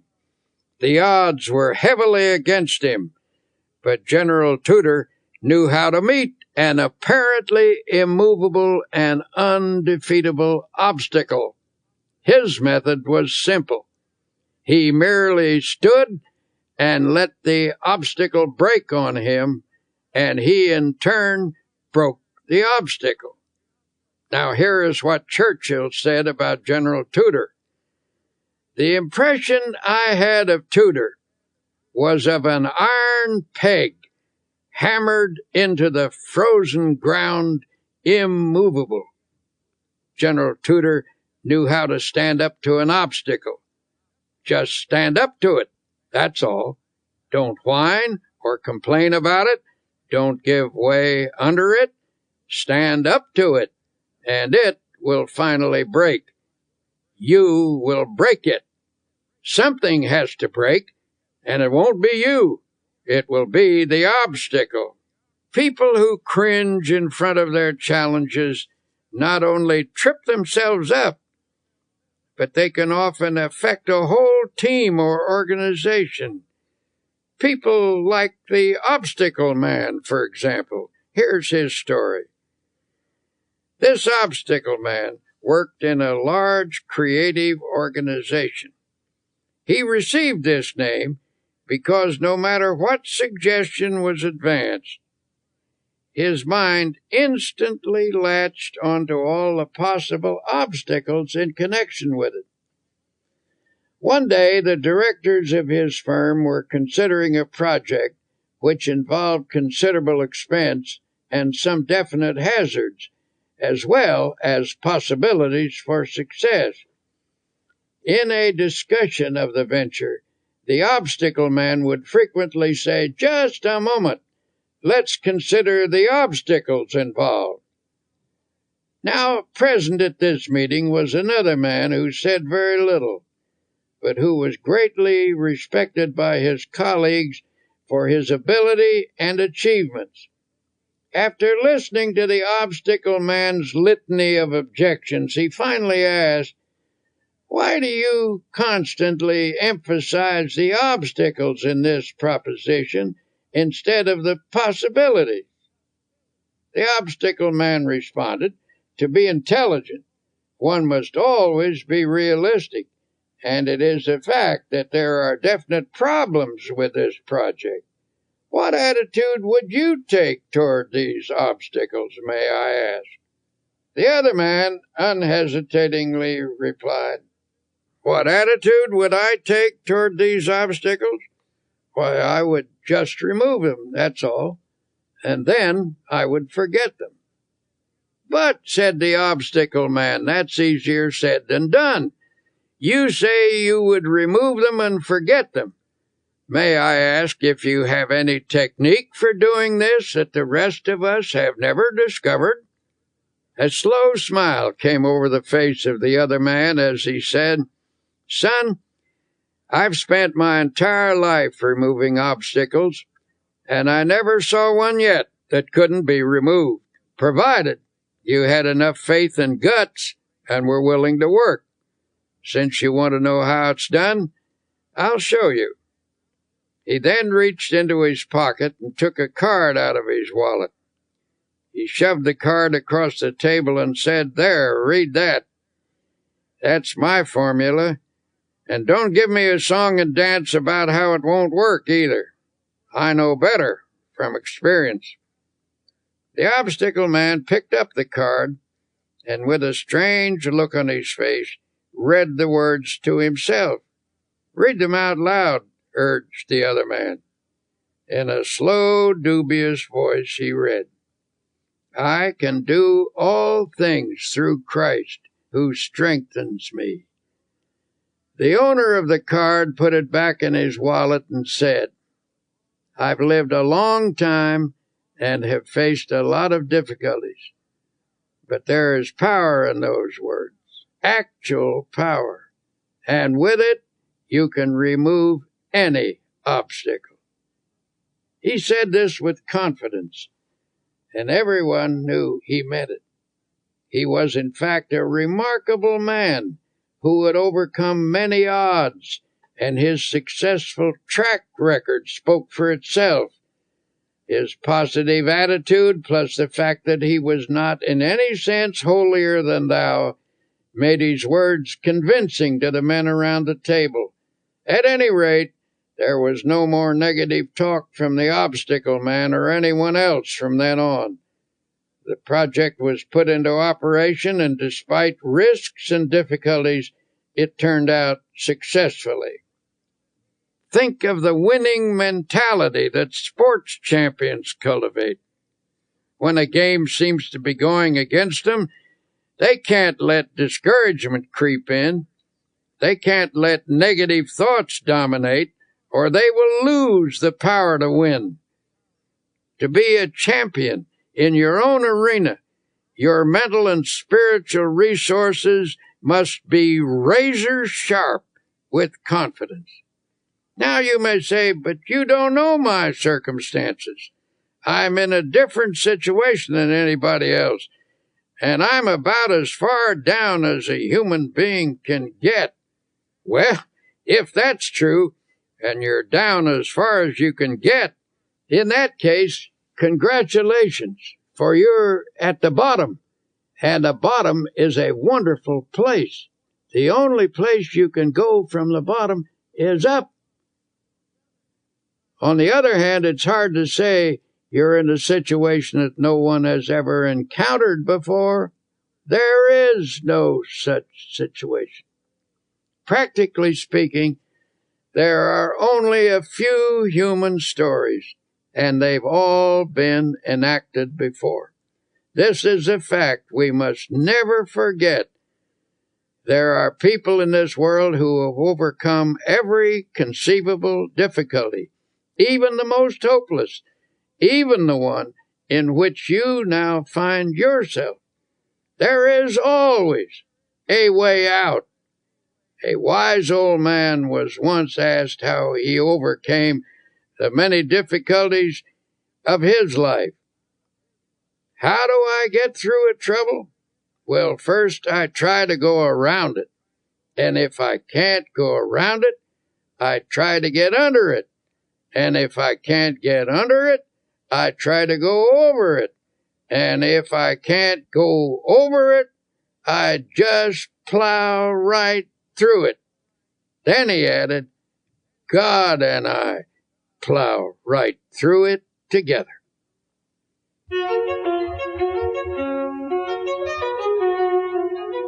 One way to help your subconscious become more positive is to eliminate certain expressions of thought and speech, which we'll call the little negatives. These little negatives clutter up the average person's conversation, and while each one is seemingly unimportant in itself, when taken together, they have a total effect of creating a negative mindset. If you analyze your own conversational habits, you may be shocked by what you find. See how often gloomy little statements creep in like, I'm afraid I'll be late, or what if I have a flat tire, or I don't think I can do that, or even, I knew it was going to rain. These are little negatives, to be sure, and a big thought is, of course, more powerful than a little one. But it should never be forgotten that mighty oaks from little acorns grow. And if a mass of little negatives clutters up your conversation, they're bound to seep into your mind. Soon they accumulate in force, and before you know it, grow into big negatives. Make the decision right now to go to work on your little negatives. Root them out of your thoughts and your conversations. The best way to do this is to say a positive word about everything. When you keep asserting that things are going to work out well, that you can do the job, that you will not have a flat tire, that you will get there on time, you invoke the law of positive effects. You will find that good results do occur. Things do turn out well. Now, as we've said before, our success in overcoming obstacles is greatly influenced by our attitude. In fact, most of our obstacles are actually mental in character. You may object. My obstacles are not mental. Mine are real. Perhaps so, but your attitude toward them is mental. Attitudes are created by a mental process, and what you think about your obstacles largely determines what you do about them. Take the attitude that you can't remove an obstacle, and you won't. But get the idea firmly fixed in your mind that the obstacle is not so great as you previously considered it to be. Hold on to the idea that the obstacle is removable. The very moment you begin to think in this manner, you inaugurate the process that will eventually remove your obstacle. If there's a difficulty which has defeated you for a long time, it's likely that you've told yourself for weeks, months, and even years that there's nothing you can do about it. When you emphasize only your inabilities, your mind gradually concludes that you are indeed incapable. And when your mind is convinced, you're convinced, for as you think, so you are.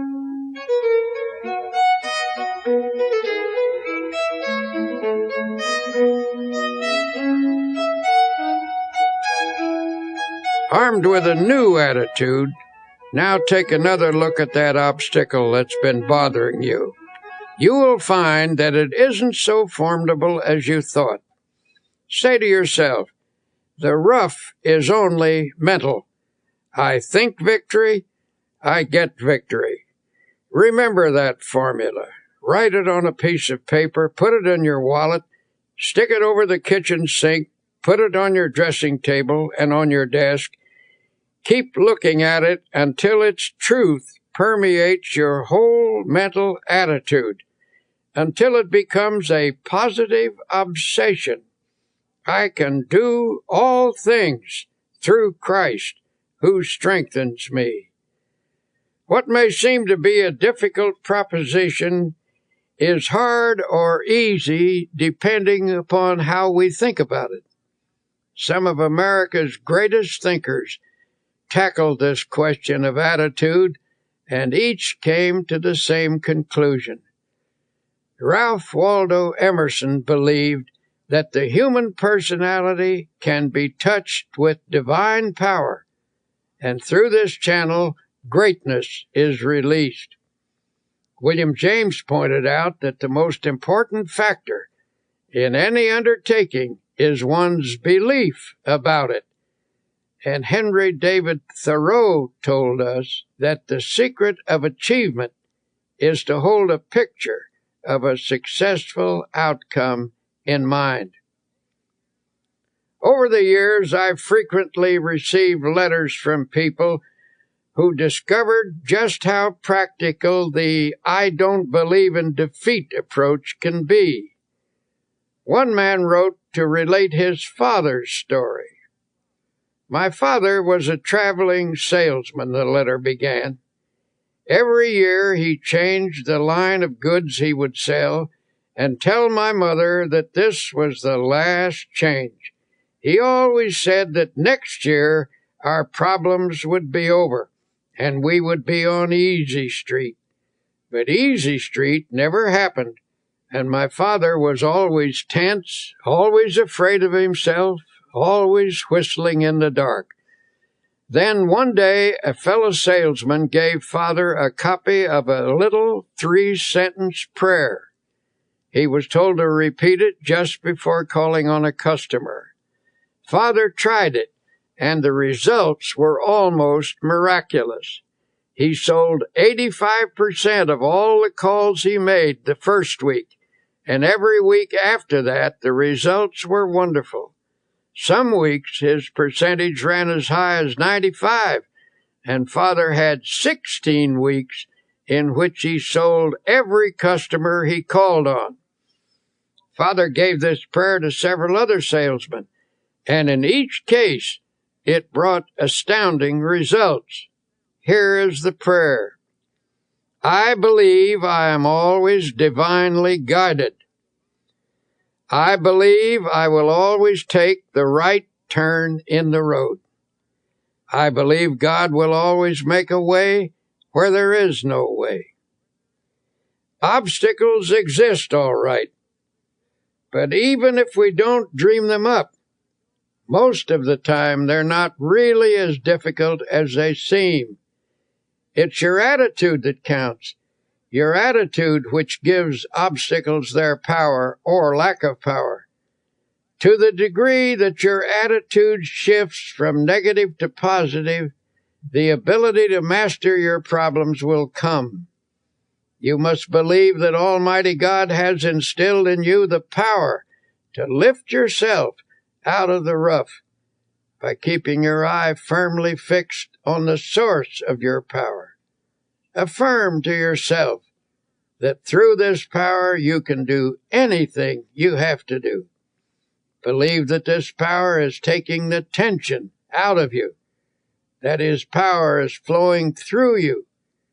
Believe this, and a sense of victory will come. There is one simple exercise to practice. Say out loud, "I don't believe in defeat. I don't believe in defeat." Continue to affirm that day and night until the idea completely dominates your subconscious. Eventually, you'll discover that the shortest path between you and your goal is a direct one, despite any obstacle in your way.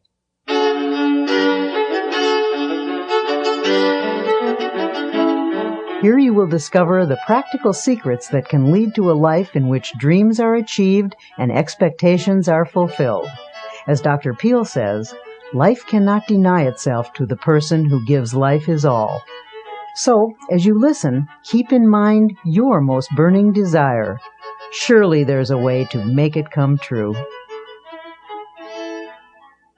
Have you been trained to believe? Are you convinced that you can successfully complete any task you set for yourself? Or are you a doubting Thomas? Do you shrink from even hoping for the things that you would love to accomplish? When you begin something, what do you really expect to happen? If you haven't been doing too well at achieving your goals, perhaps it's time to examine your expectations. It was William James who said, "Our belief at the beginning of a doubtful undertaking is the one thing that ensures the successful outcome of the venture." Rule number 1, when there's something you want, learn to believe. The Bible teaches a technique for obtaining spiritual power, a method which emphasizes how a person can make something of himself. When released, this power can provide one of the greatest forces in human nature: belief, positive thinking, faith in God, faith in other people, faith in yourself, faith in life. This is the essence of the technique. If thou canst believe, it says, all things are possible to him that believeth. If you have faith, nothing shall be impossible unto you. According to your faith, be it unto you. Believe, believe, believe. So it drives home the truth that faith moves mountains. For those who are serious about getting the best out of life, I will once again suggest that you read the New Testament. Notice the number of times it refers to faith. Select a dozen of the strongest statements about faith, the ones you like the best, then memorize each one. Let these faith concepts drop into your conscious mind. Say them over and over again, especially just before going to sleep at night. By a process of spiritual osmosis, they will sink from your conscious into your subconscious mind, and in time, they will restructure your basic thought pattern.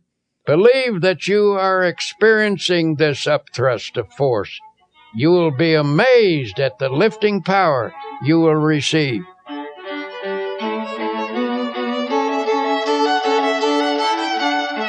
Naturally, in this process of achieving the best, it is important to know where you want to go in life. You can reach your goals and make your dreams come true only if you know what you want. Lots of people get nowhere simply because they don't know where they want to go. They have no clear-cut, precisely defined purpose, You cannot expect the best if you think aimlessly. I was once consulted by a 26-year-old man who was dissatisfied with his job. He was ambitious to fill a bigger niche in life and wanted to know how to improve his circumstances. In the course of our conversation, I asked him, "Well, where do you want to go?" The young man replied hesitantly, "I don't know exactly.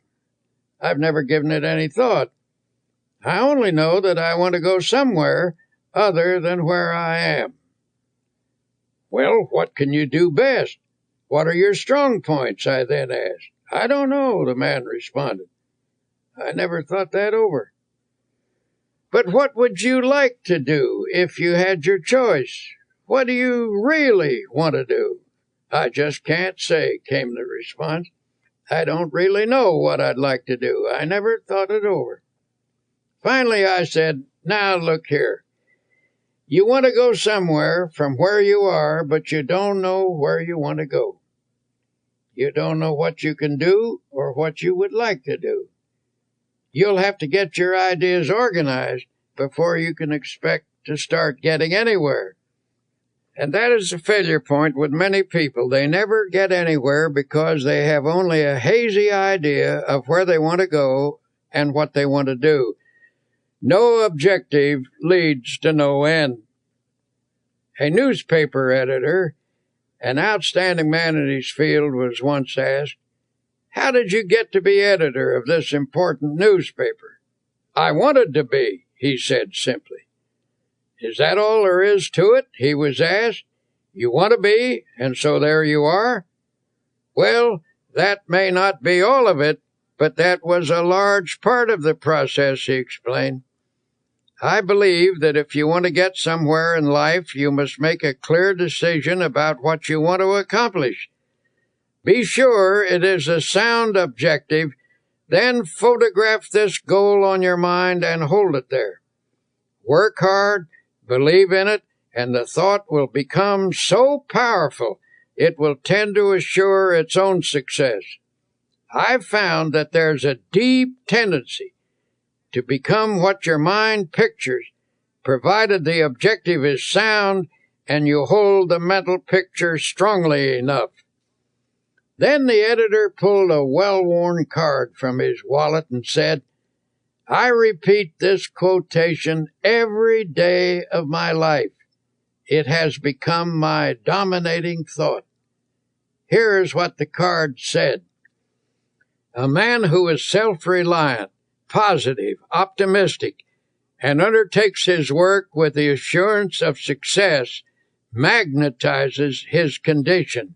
He draws to himself the creative powers of the universe."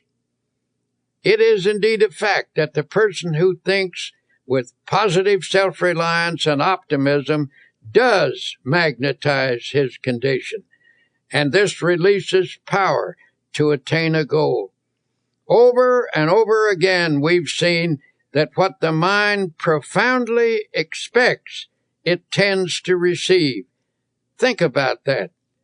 Perhaps this is because the thing that you expect is what you actually want. Unless you want something deeply enough to create a dynamic atmosphere of positive factors, your desire is likely to elude you. Now here is a great law to meditate upon. Faith, power, works wonders. Those 4 words are packed with dynamic and creative force. Hold them in your thoughts. Say them over and over again. Say them until your mind accepts them, until you believe them. Faith, power, works wonders. You can overcome any obstacle. You can achieve the most tremendous things by faith power. And how do you develop faith power? As I've said before, the answer is to saturate your mind with the great words of the Bible. Spend 1 hour a day reading the Bible and committing its great passages to memory. the change in you and in your experiences will be little short of miraculous. Just one section of the Bible will accomplish this for you. Chapter 11 of Mark contains one of the greatest formulas in the book. It's this: have faith in God.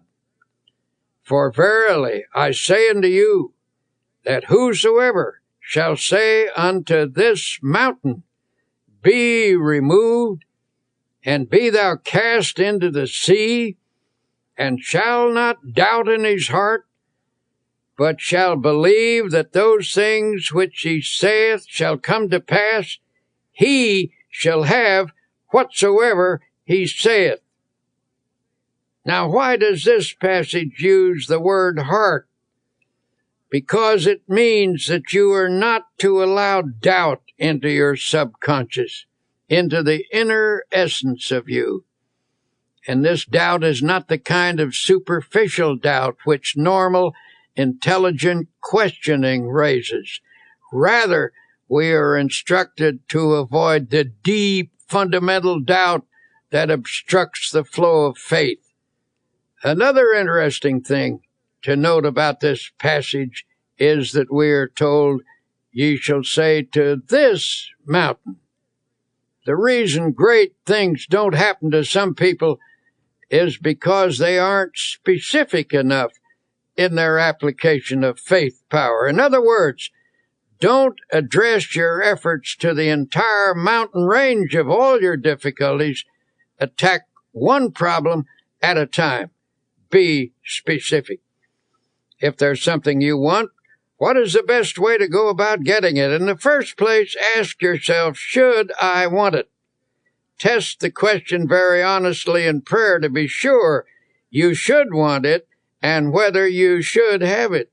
If you can answer that question in the affirmative, then ask God for it and don't be backward in asking Him. And if God, having more insight, believes that you shouldn't have it, you needn't worry, He won't give it to you. But if it is a right thing, ask Him for it specifically. And when you ask, do not allow doubt in your mind. These principles were suggested to one man who perpetually expected the worst in all aspects of his life. He took a negative attitude toward every project or problem he faced and expressed a vigorous disbelief in these principles. In fact, he offered to conduct a test to prove them wrong. Since he was an honest man, he tried them faithfully and even kept a scorecard. After 6 months, he reported that 85% of his problems had turned out satisfactorily. I am now convinced, he said, although I wouldn't have believed it possible. It seems to be true that if you expect the best, you are given some strange kind of power to create conditions that produce the desired results. From now on, I am changing my mental attitude and shall expect the best, not the worst. My test indicates that this is not a theory, but a realistic way to meet life's situations. May I say that I am very interested in you. So every day as you confront the problems of life, I suggest that you affirm as follows. I believe that God gives me power to attain what I really want. Never mention the worst. Never think of it. Drop it out of your consciousness. At least 10 times every day, repeat to yourself, I expect the best, and with God's help, will attain the best. If in the depths of your mind you visualize the best and employ the powers of faith and energy, you will get the best. If with all your heart, that is the secret. If with all your heart, that is to say, if you reach out creatively toward your heart's desire with your entire personality, your reach will not be in vain. So expect the best. Never think of the worst. Drop it out of your thoughts. Let there be no thought in your mind that the worst will happen, for whatever you take into your mind can grow there. So take in only the best. Nurture it. Concentrate on it. Emphasize it. Visualize it. Prayerize it. Surround it with faith. Expect the best at all times, and spiritually creative mind power, aided by God power, will produce the best. You have finished listening to these tapes. What have you heard? Simply a series of practical and workable techniques for living a successful life. You have heard a formula of belief and practice which should help you win victory over every defeat. Examples have been given here of people who have believed and who have applied the suggested techniques. But listening is not enough. Now please go back and practice each technique. They have been tested in the laboratory of spiritual and practical experience. When applied, they will work for you as they have worked for many. We may never meet in person, but through these tapes, I feel we have met. We are friends and partners, so believe and live successfully. Thank you, and best wishes always, Norman Vincent Peale.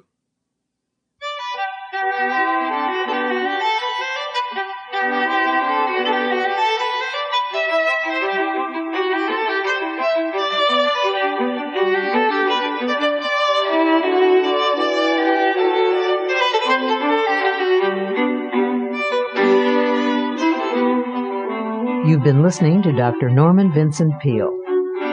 This has been a Simon & Schuster audio presentation. Recording engineer Ed Valentine, mixing engineer Gary Fink, writer Mary Bruton, executive producer Peg Combe. I'm Connie Goldman.